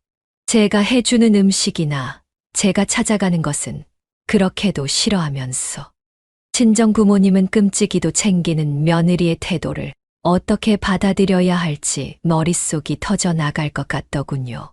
처음에는 저 자신에게 문제가 있는 건지 몇 번을 생각하고 또 생각했습니다. 하지만 이제는 문제점을 저에게서 찾지 않기로 했어요. 어긋난 건 제가 아니라 아들과 며느리라는 것을 확실히 알게 됐으니까요. 그날 이후 저는 제 자신에게 스스로 이렇게 다짐했습니다. 이대로는 안 돼. 내가 지켜온 인생과 자존심을 더는 이렇게 내줄 순 없어. 라고 말이죠. 겉으로는 아들과 며느리의 말을 들어주면서 꼼짝도 못하는 척 했지만 속으로는 하나둘씩 계획을 세워가기 시작했어요. 그리고 하나라도 제대로 된 명확한 증거를 잡아두고 싶었기 때문에 한날 아들의 집에 찾아가 보이지 않는 곳에 홈 카메라를 설치해 뒀습니다. 음성까지 모두 담기는 카메라로 말이죠. 그리고 일주일쯤 지나 컴퓨터로 홈 카메라에 담긴 영상들을 하나하나 확인하던 중 저는 아들과 며느리의 대화를 들을 수 있었습니다. 그 내용은 바로 저에 대한 이야기였어요. 여보, 어머님이 아직 당신한테 아파트 넘겨주시겠다. 이런 말 없으셔? 아직 그런 말은 안 하시네. 그런데 아마 천천히 넘겨주시는 게 더 이득일 것 같아. 어차피 서울에 있는 아파트고 시세는 나날이 오를 테니까. 지금은 15억짜리 아파트지만 나중에 시간이 가면 30억짜리 되어 있고 그러지 않을까? 아니야. 지금 15억일 때 빨리 물려받고 팔아 넘겨야지. 아, 이렇게까지 더디게 결정을 하실 줄은 몰랐는데 지금이라도 다시 아양을 떨어야 하나. 어머니 음식이 맛이 없네. 어쩌네 그런 말은 왜 해서는. 당신이 먼저 어머니 심기 건드렸잖아. 왜 그랬어? 아니, 나도 그냥 눈 딱 감고 맛있는 척 하면서 먹으려고 그랬지. 근데 그게 말처럼 쉬운 게 아닌 걸 어떡해. 당신도 알잖아. 나 살면서 칼국수 같은 건 입에도 안 대본 거. 너무 촌스러운 맛이었단 말이야. 아, 정말 어떻게 해야 하지?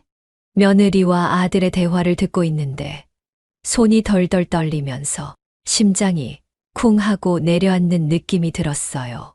저 혼자 애지중지 힘들게 키운 아들이 며느리와 아무렇지 않게 그런 대화를 나누고 있다는 게 믿기지 않았습니다.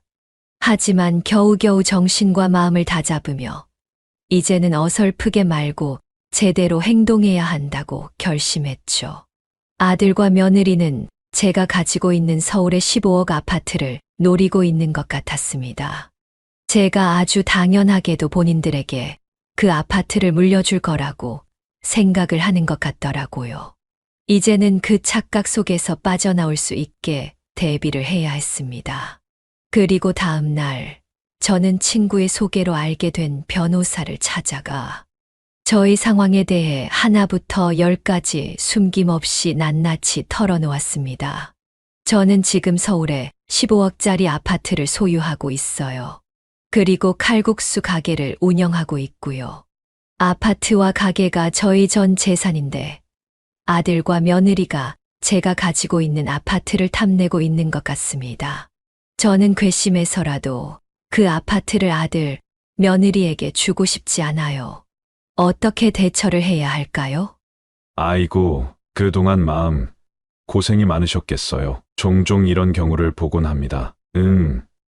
우선 지금 제일 중요한 건 의뢰인님께서 가지고 계시는 재산을 지키는 것이 가장 중요한데요. 저랑 앞으로 천천히 계획을 좀 세워나가 보시죠. 변호사님은 아주 친절하게 제게 여러 가지 방안을 제시해 주었습니다. 저는 그 중에서도 가장 안전한 방법을 선택하기로 했어요.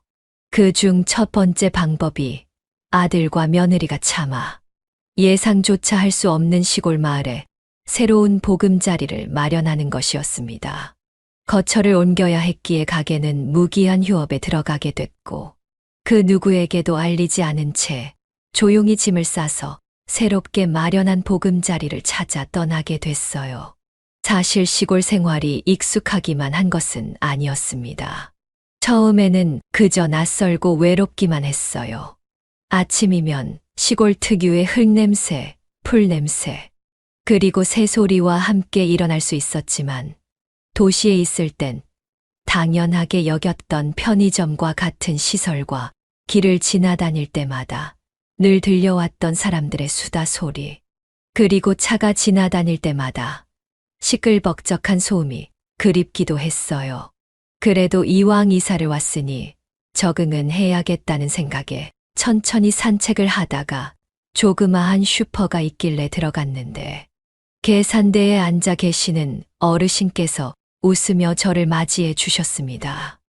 어서 오슈. 문 연지 한참이 됐는데 이제야 첫 손님이 오셨네. 그런데 이 동네에서는 못 보던 얼굴인데 이사 왔수? 네, 얼마 전에 여기로 이사 왔어요. 서울에서 왔고요. 서울에서 왔다고? 우리 아들네도 서울에서 사는데 좋은데 살면서 굳이 뭐하러 이런 시골까지 이사를 왔대. 여기는 백화점도 없고 아무것도 없이 논밭이랑 농장밖에 없는데. 공기가 좋잖아요. 사람들도 많이 없고요. 편안한 분위기를 한번 느껴보고 싶어서 이사를 오게 됐어요. 앞으로 잘 부탁드려요. 나야 좋지.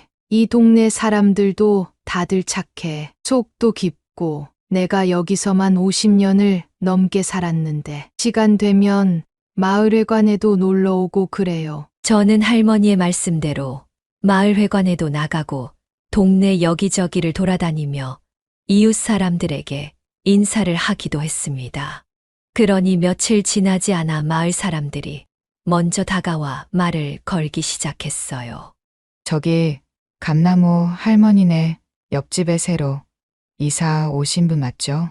할머니께 이야기 들었어요. 서울에서 오셨다고. 앞으로 잘 부탁드려요. 그날을 계기로 저는 하나둘씩 안면을 트고 사는 이웃들이 늘어나기 시작했습니다. 시골 생활에 아예 적응하지 못하고 살 줄 알았는데, 그래도 이렇게 인사를 하는 이웃들이 늘어나니 기분이 좋더라고요. 저는 혼자 지내면서 조그맣게 텃밭을 가꾸며 지냈는데, 어느 날은 옆집에 사는 할아버지가 다가오셔서 제게 이렇게 말씀을 하시더군요. 아이고, 도시 생활만 하면서 살았던 사람이 텃밭을 가꿀 줄 알아? 이거 몇 개 땅에 심고 가꿔봐. 상추 모종이랑 고추 씨인데 생각보다 빨리 자랄 거야. 이렇게 저는 이웃들과 친해지면서 서로의 텃밭에서 나온 작물을 나누기도 하고, 동네에 몇 없는 아이들에게 칼국수 만드는 법을 알려주기도 했습니다. 우와, 할머니 요리 짱 잘하시는 것 같아요. 혹시 직업이 요리사이신 거 아니에요? 맞아. 할머니는 서울에 살면서 칼국수집을 30년 동안이나 운영했었어. 정말요? 대단하다. 저 앞으로 시간 날 때마다 할머니한테 음식 배울래요. 아이들이 눈을 반짝이며 저한테 음식을 배우겠다고 이야기하는데, 그 모습이 참 귀엽기도 하고 어릴 적의 아들이 잠시 떠오르기도 했습니다. 그렇게 마을에 적응을 해 나갈 무렵쯤 마을 사람들이 모이는 작은 회식 자리에 초대를 받게 됐어요. 이곳에 사는 이웃들은 한 동네에서 몇십 년 동안 서로 얼굴을 보며 살아온 사이였기에 이렇게 자주 모여 같이 맛있는 음식을 먹으면서 시간을 보낸다고 하더라고요. 자, 이제 우리 마을에 제대로 뿌리를 내린 순자씨. 여기 와서 살아보니 어때요? 사실 아직 적응 중이지만 여러분 덕분에 많이 편해졌어요. 이렇게 따뜻한 동네인 줄은 몰랐어요. 앞으로도 잘 부탁합니다. 제가 대답하자 모두가 웃으며 고개를 끄덕였어요. 사실 그 말은 빈말이 아니라 진심이었습니다. 꺼져가던 제게 활기를 불어넣어 준 것도 마을 사람들이었고, 멍하니 혼자 있던 제게 손을 내밀어 준 것도 마을 사람들이었기 때문이었죠. 그리고 시간이 지나 마을 사람들과 편한 관계가 되자 너나 할 것 없이 제게 고민을 털어놓는 사람들도 생기기 시작했어요. 어이, 김씨. 내 이야기 좀 들어봐. 아니, 우리 딸 녀석이 올해로 30대 후반인데 아직도 나한테 용돈을 달라고 이야기를 하는 거 있지. 그게 말이나 되는 소리야. 나이가 몇 살인데 부모한테 돈을 달라고 하는지 원. 김씨 같으면 어떻게 했을 것 같아? 저라면 단호하게 이야기했을 것 같아요. 너도 이제 내일 모레면 마흔이다. 자기 용돈벌이는 자기가 알아서 할 줄 알아야 한다. 우리도 노후를 준비해야 하기 때문에 너를 지원해줄 용돈 같은 건 없다. 이런 식으로요. 이거 봐. 김씨는 서울에서 살다 와서 그런가 아주 똑 부러지고 단호하게 이야기를 하네. 당장 우리 딸한테 문자로 그렇게 말해야겠어. 속이 다 시원하네 그려. 그러자 옆에 있던 윤 씨 아주머니도 저를 붙잡고 고민을 털어놓으셨어요. 저 순자 씨, 내 이야기도 들어줄 수 있을까? 나도 우리 딸내미 때문에 걱정이야. 어릴 때 몸이 약해서 내가 옆에서 엄청 많이 챙겨줬거든. 그런데 나이를 많이 먹은 지금까지도 나한테 이거 해줘, 저거 해줘. 이렇게 말을 하는 거 있지? 당장 다음 연도에 결혼인데 결혼 준비까지도 지금 나한테 해달라고 난리야. 미치겠어. 그럴 땐 따님한테 이렇게 말씀해 보세요. 내가 내 일에 관여하면 내 스스로가 성장할 기회를 놓치게 된다고요. 처음엔 엄마가 나를 포기한 게 아닌가 하면서 섭섭해할지 몰라도 시간이 지나면 자연스럽게 말 뜻을 이해할 거예요. 이런 식으로 상담을 이어가다 보니 어느새 그 자리에는 웃음꽃이 활짝 피었습니다. 그 근처에 있던 어르신은 농담처럼 이렇게 말씀하시더군요. 이야, 순자씨가 우리 마을 해결사네. 그 뭐냐, 요즘 사람들 말로 멘토. 앞으로 순자씨를 우리 마을의 멘토로 모셔야겠어. 그 말에 모두가 웃음을 터뜨렸습니다. 저도 이 일을 통해 사람들에게 용기를 줄 수 있다는 점에서 큰 보람을 느꼈어요. 나도 어딘가에서 필요한 사람이구나 싶은 생각도 들었고요. 그날 이후로도 마을 주민들은 저를 찾아와 조언을 구하고 서로의 이야기를 나누며 더 가까워졌습니다. 그리고 어느 정도 사람들과 유대감을 형성했을 때 비로소 이웃들에게 저의 이야기를 꺼낼 수 있었죠. 서울에서 오랫동안 가게를 운영하고 있었던 것부터 시작해서 혼자 아들을 키운 것, 아들과 며느리가 저에게 한 집부터 왜 이 시골 마을로 도망치듯 이사 올 수밖에 없었는지, 그리고 지금은 재산을 지키기 위해 변호사님과 천천히 준비 중이라는 이야기까지 모두 털어놓았습니다. 마을 사람들의 표정은 경악으로 물들었어요. 세상에 그런 것도 자식이고 며느리라고. 어떻게 제 어미가 멀쩡히 살아있는데 그런 이야기를 아무렇지 않게 할 수 있단 말이야? 내 말이 그 말이야. 그리고 떡 줄 사람은 생각도 않고 있는데 아파트 받을 생각부터 하고 있는 게 참 기가 막히고 코가 막힌다. 정말. 순자 씨, 너무 고생했다. 그래서 말인데요. 제가 여기 계신 분들에게 부탁드리고 싶은 게 하나 있어요. 언젠가 법적 공방이 펼쳐지고 아들이 반론을 하게 된다면 여기 계신 분들이 저희 증인이 되어 주셨으면 좋겠어요. 아들과 며느리가 어떤 짓을 저질렀고 어떤 대화를 나눴고 제가 얼마나 힘들어했는지에 대해서요. 저의 이야기를 들은 마을 사람들은 누가 먼저랄 것도 없이 세차게 고개를 끄덕였습니다. 지구가 반쪽이 나도 제 편을 들어준다는 말과 함께 말이죠. 모두가 한 마음이 되어 제 편이 되어주니 정말 그것만큼 든든한 게 또 없더라고요. 이렇게 하나씩 준비를 맞춰가면서 제 마음도 점차 단단해졌습니다. 그리고 이제는 본격적으로 나설 때가 됐다 싶었어요. 저는 첫 번째로 제가 가지고 있는 서울의 15억짜리 아파트를 매물로 내놓았습니다. 부동산에 연락해서 매각 절차를 밟기 시작했는데 어떻게 알게 됐는지 그 사실을 알아차린 아들과 며느리가 곧바로 제게 전화를 걸어오더군요. 어머니, 대체 지금 어디 계시는 거예요? 저 이야기 다 들었어요. 아파트 팔기로 하셨다면서요. 대체 왜 그러시는 거예요? 어머님, 무슨 이유에서 그러시는지 모르겠지만 이런 문제는 저희랑 미리 상의라도 좀 하고 결정해 주시지 그러셨어요. 그리고 지금 어디서 지내고 계시는 거예요? 가게도 문 닫으시고 집으로 찾아가도 안 계시고. 온갖 호들갑을 떨어대는 아들과 며느리의 목소리를 들으며 저는 차분하게 대답했습니다. 내가 내 재산 팔아넘긴다는데 굳이 자신 며느리랑 논의를 왜 해야 하는지 모르겠구나. 설마 내가 그 집을 너희한테 줄 거라고 생각한 건 아니지.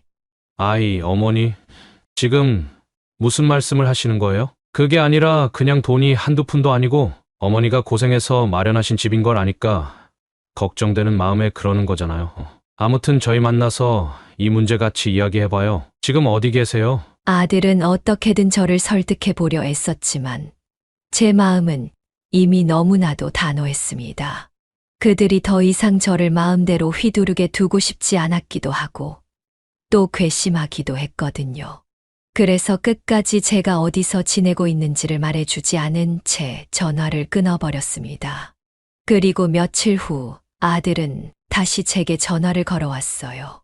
어머니, 아무리 생각해도 이해가 안 돼서요. 왜 이렇게 갑자기 모든 걸 갑작스럽게 결정 내리시는 건지 모르겠어요. 저희가 뭘 잘못한 게 있음 잘못한 게 있다. 마음에 안 드는 게 있음 마음에 안 드는 게 있다고 말씀을 해주셔야 저희도 그걸 알고 고치고 어머니 마음을 헤아리려고 할 텐데 혼자서 모든 걸 결정하시니까 저희도 너무 혼란스러워요. 솔직히 저희 여태까지 어머니한테 정말 잘했잖아요. 나한테 잘했다고 너희가 가슴에 손을 얹고 하늘을 우러러보면서 맹세할 수 있니?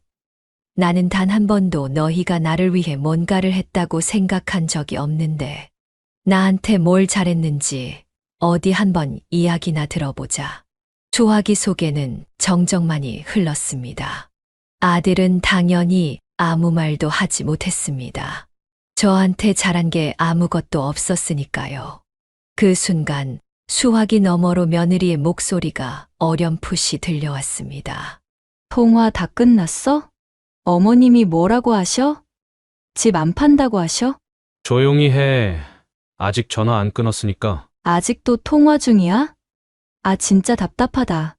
왜 그렇게 고집을 피우시는 거야? 이럴수록 우리만 힘들어지는데 빨리 무슨 수를 써서든 당신이 어머님 설득시켜. 정말 어이가 없어서 말이 안 나오더군요. 미안하다고 죄송하다고 솔직히 말해도 봐줄까 말까였는데 전화를 하고 있다는 걸 뻔히 알면서 저런 식으로 이야기를 하다니. 저는 며느리의 말을 들은 순간 고민도 하지 않고 전화를 끊어버렸습니다. 결국 아들과 며느리의 불만은 이내 법정 싸움으로까지 이어지게 됐어요. 대체 어떻게 이야기를 한 건지는 모르겠다만 저를 치매 환자로 몰아가더군요. 그래서 제가 제 정신이 아닌 상태로 본인들의 재산을 함부로 매각하려 한다고 신고를 한 모양이었습니다. 소식을 들은 저와 변호사님은 너무 어이가 없어 말이 나오지 않았어요. 변호사님, 이제 정말 갈 때까지 간 것 같은데요.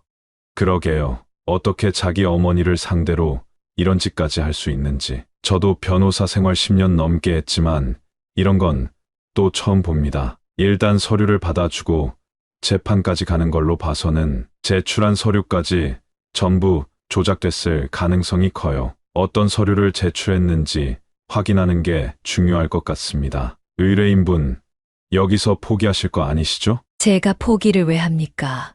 이제 시작인걸요. 걱정하지 마세요, 변호사님. 저는 만반의 준비를 끝내고 변호사님과 함께 법원으로 출석했습니다. 그리고 저를 도와줄 마을 이장님과 친하게 지내는 이웃 어르신 두 분까지 함께 모시고 서울로 향했어요. 이렇게까지 해야만 했던 아들과 며느리가 도무지 이해가 가지 않았지만 이미 일은 벌어졌기 때문에 확실하게 해결을 봐야 했습니다. 이런 일이 두 번 다시는 일어나지 않도록 말이죠. 그날 저는 법원에 정신감정서와 함께 아들과 며느리가 제게 한 짓을 모두 증거로 제출했습니다. 그리고 판사님께 이렇게 말씀드렸어요. 판사님, 저는 정신이 멀쩡한 사람입니다. 치매에 걸리지도 않았고 서울을 떠나 시골 마을로 이사를 가서 사람들과도 아무 문제 없이 잘 지냈습니다. 아들 내외가 자기네 것이라 주장하는 15억짜리 아파트는 제 소유의 아파트입니다. 제 명의의 집을 제가 직접 팔겠다는 것이 법적으로 문제가 될 일은 아니지 않나요? 판사님, 저희 어머니는 치매 진단을 받으신 분이 맞습니다. 본인이 치매에 걸렸다는 사실을 부정하고 싶어서 거짓 증언을 하시는 거예요. 아이고, 우리 순자 씨가 자식 농사는 잘못 지었네. 어디 눈 똑바로 뜨고 거짓말을 해. 자네 어머니 정신 멀쩡한 거 우리가 다 봤는데. 판사 양반, 저기 저 아들이랑 며느리라는 작자가 거짓말을 하고 있는 겁니다. 증거가 필요하면 우리가 다 대줄 수도 있어요. 판사님, 추가로 아들과 며느리가 피고인과 했던 통화 녹음 목록과 피고인이 아들의 집에 설치해 놓은 홈 카메라에 담겨 있는 녹음 내용, 장면들을 증거로 제출하겠습니다. 저는 아들, 며느리와 나눴던 통화 내용과 그동안 아들의 집에서 촬영했던 홈 카메라 장면과 녹취록 일부를 증거로 제출했습니다. 그제서야 판사님은 뭔가 잘못됐다는 것을 깨닫고 제게 아무런 잘못이 없다는 판결을 내리셨어요. 그리고 저희가 생각했던 상황이 맞았습니다. 아들은 부동산 문서를 조작해 저를 신고했던 거였더라고요. 그 말인 즉슨 이제 법적인 책임을 져야 할 사람은 제가 아니라 아들 내외가 됐다는 것이었습니다. 그렇게 재판이 끝나고 다 같이 나오는 길에 죽상을 쓰고 있는 아들과 며느리를 마주쳤습니다. 아들은 저와 눈이 마주쳤는데 뭔가 말을 하려다 주먹을 꽉 쥐며 고개를 돌렸고 며느리는 저를 매섭게 쳐다보며 제게 다가와 한마디를 던졌습니다. 어머님 정말 너무하시네요. 저희가 뭘 그렇게 잘못했다고 사랑하는 아들을 상대로 그렇게까지 하고 싶으셨어요? 며느리가 대놓고 따지듯 물었지만 저는 대꾸하지 않았습니다. 무시로 일관을 하는 것이 마음 편한 일이라고 생각했거든요. 한바탕 소동이 끝난 후 아파트 매각이 완료되었고 저는 매각 대금으로 15억 원을 손에 쥐게 되었습니다. 그리고 그중 14억 원은 저소득층 학생들을 위한 장학금으로 기부하기로 결정했어요. 제가 14억이나 기부를 하기로 결정했다는 사실이 마을에 알려지자 마을 사람들은 모두 제게 이렇게 말해줬습니다. 순자 씨, 그동안 마음 고생 많았는데 그 돈은 순자 씨를 위해서 쓰지 그랬어. 에이, 마음 고생은요. 그리고 저보다 힘들게 사는 어린 친구들이 많으니 그 친구들을 위해 돈을 쓰고 싶었을 뿐이에요. 필요한 곳에 돈이 쓰이면 기분 좋잖아요. 역시 김 씨는 속이 깊은 사람이야. 으이구, 법정에서 만난 김 씨 아들이랑 며느리만 생각하면 내가 아주 그냥 속에서 천불이 나는데 말이야. 고생했어. 이제 앞으로 여기서 쭉 살 거지? 네.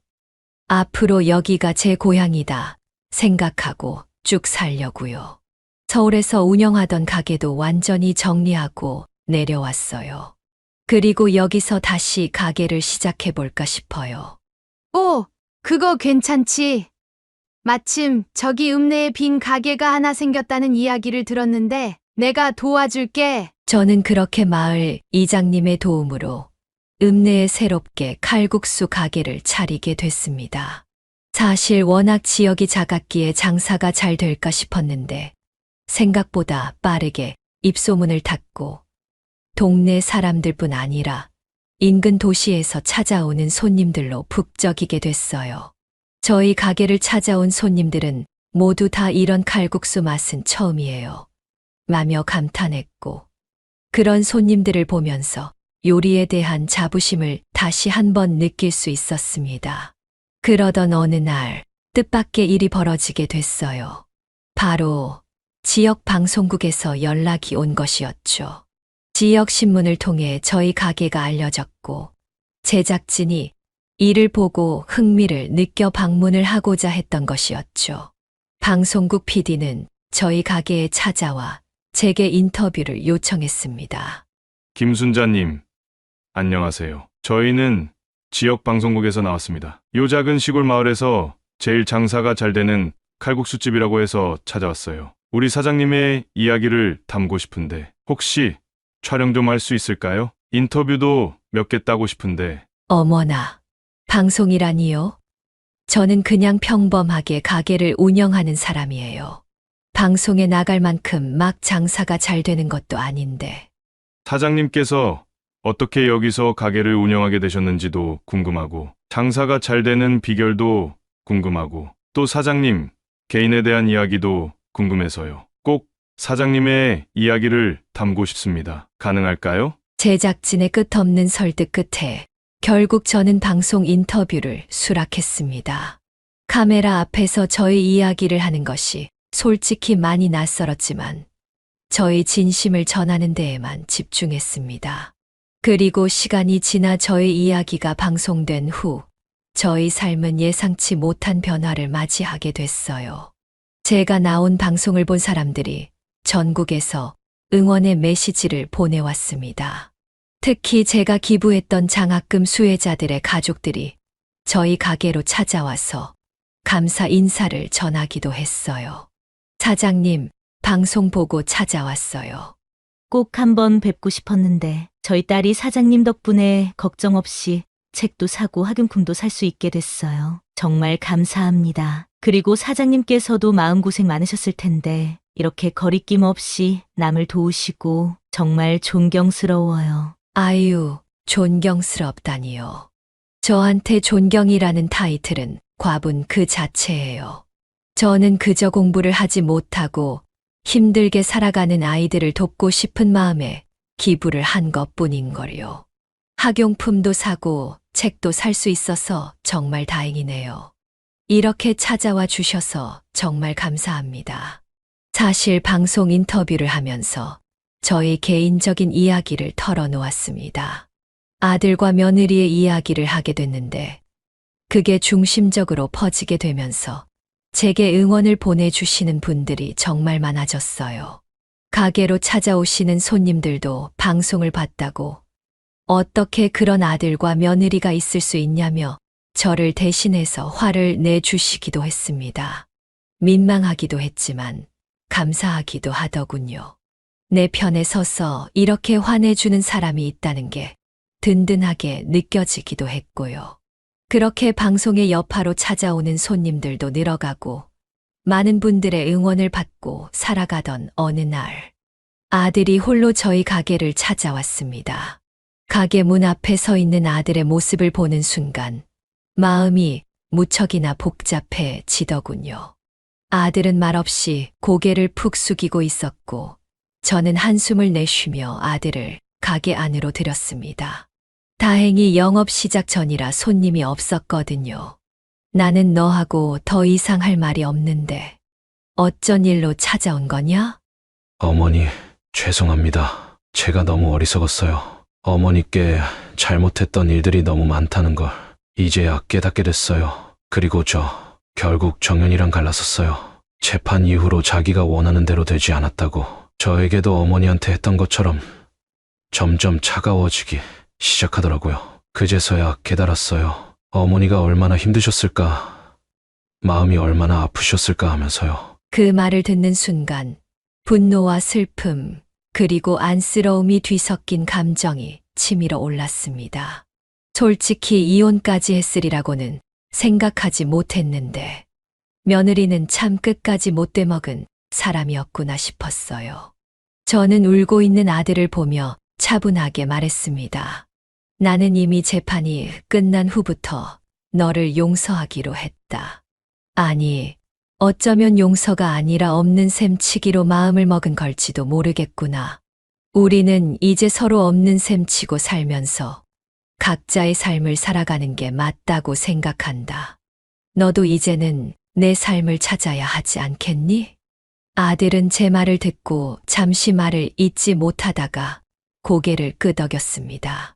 아들은 눈물을 흘리며 저에게 마지막 인사를 하고 떠났어요. 멀어지는 모습을 보며 마음이 아프기도 했지만 저는 제가 내린 결정이 옳다고 믿었습니다. 그 후로 저는 과거에 얽매이지 않고 제 삶에 집중하기로 했습니다. 동네 사람들과 함께 텃밭을 가꾸고 가게에서 일하며 매일을 바쁘게 보냈습니다. 장학금을 받은 학생들이 저를 찾아와 감사 인사를 전할 때마다 그들의 밝은 얼굴이 제게 큰 힘이 되었습니다. 이제는 그 아이들이 저희 새로운 가족이 된 것 같았죠. 그리고 자칭 타칭 마을의 고민 해결사로 활동하던 저는 효도하지 않는 자식 퇴치 프로젝트라는 것을 만들어 자녀 고민으로 밤잠 못 이루는 이웃들을 위해 멘토로 활약하게 되었습니다. 저희 가게 문을 열고 들어오는 이웃 사람들은 저마다 깊은 한숨을 쉬며 자신들의 이야기를 풀어놓곤 했어요. 아유, 순자 씨, 우리 아들 알지?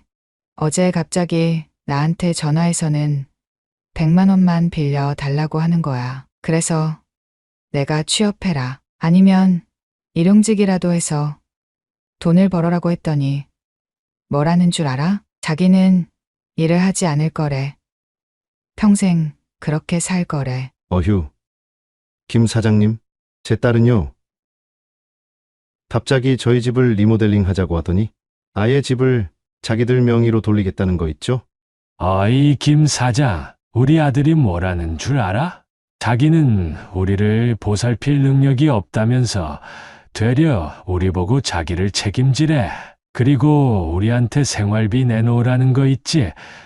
김 사장이 이야기해봐. 이게 말이 되는 일이라고 생각해? 저마다 고민을 털어놓는 걸 하나하나 세심하게 들으면서 저는 그 고민을 간단명료하게 해결해 주는 역할을 했어요.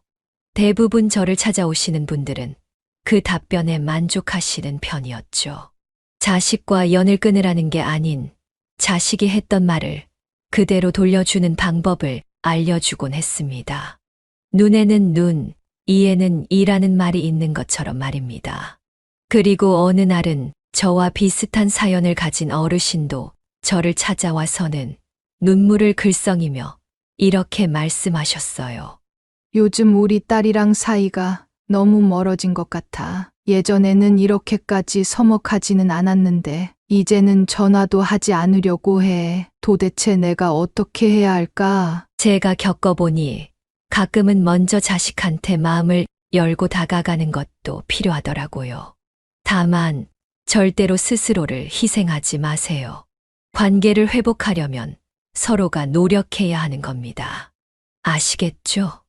그렇게 자식을 가진 이웃들과 이야기를 나누다 보면 가게 안은 울음과 웃음으로 가득 차곤 했습니다. 저는 저마다의 사연을 가진 사람들에게 힘이 되어 주는 일을 하며 제가 걸어온 길이 누군가에게는 용기와 위로가 될 수 있다는 사실에 큰 보람을 느끼며 살아가고 있어요. 마지막으로 저는 텃밭에서 직접 기른 채소로 칼국수를 만들며 제가 지원해 줬던 아이들과 함께 웃으며 잘 지내고 있습니다. 과거 아들로 인해 받았던 아픔은 이제 더 이상 절 흔들 수 없을 정도로 단단한 사람이 되었기도 해요. 제가 배운 건 딱 하나입니다. 진정한 행복은 돈이 아니라 따뜻한 마음에서 시작된다는 사실. 그것 하나로도 충분히 행복해질 수 있더라고요. 여러분들도 부디 아프지 않고 행복한 삶을 살아가시기를 바라며 사연을 마무리 지어보도록 하겠습니다. 제 이야기를 들어주셔서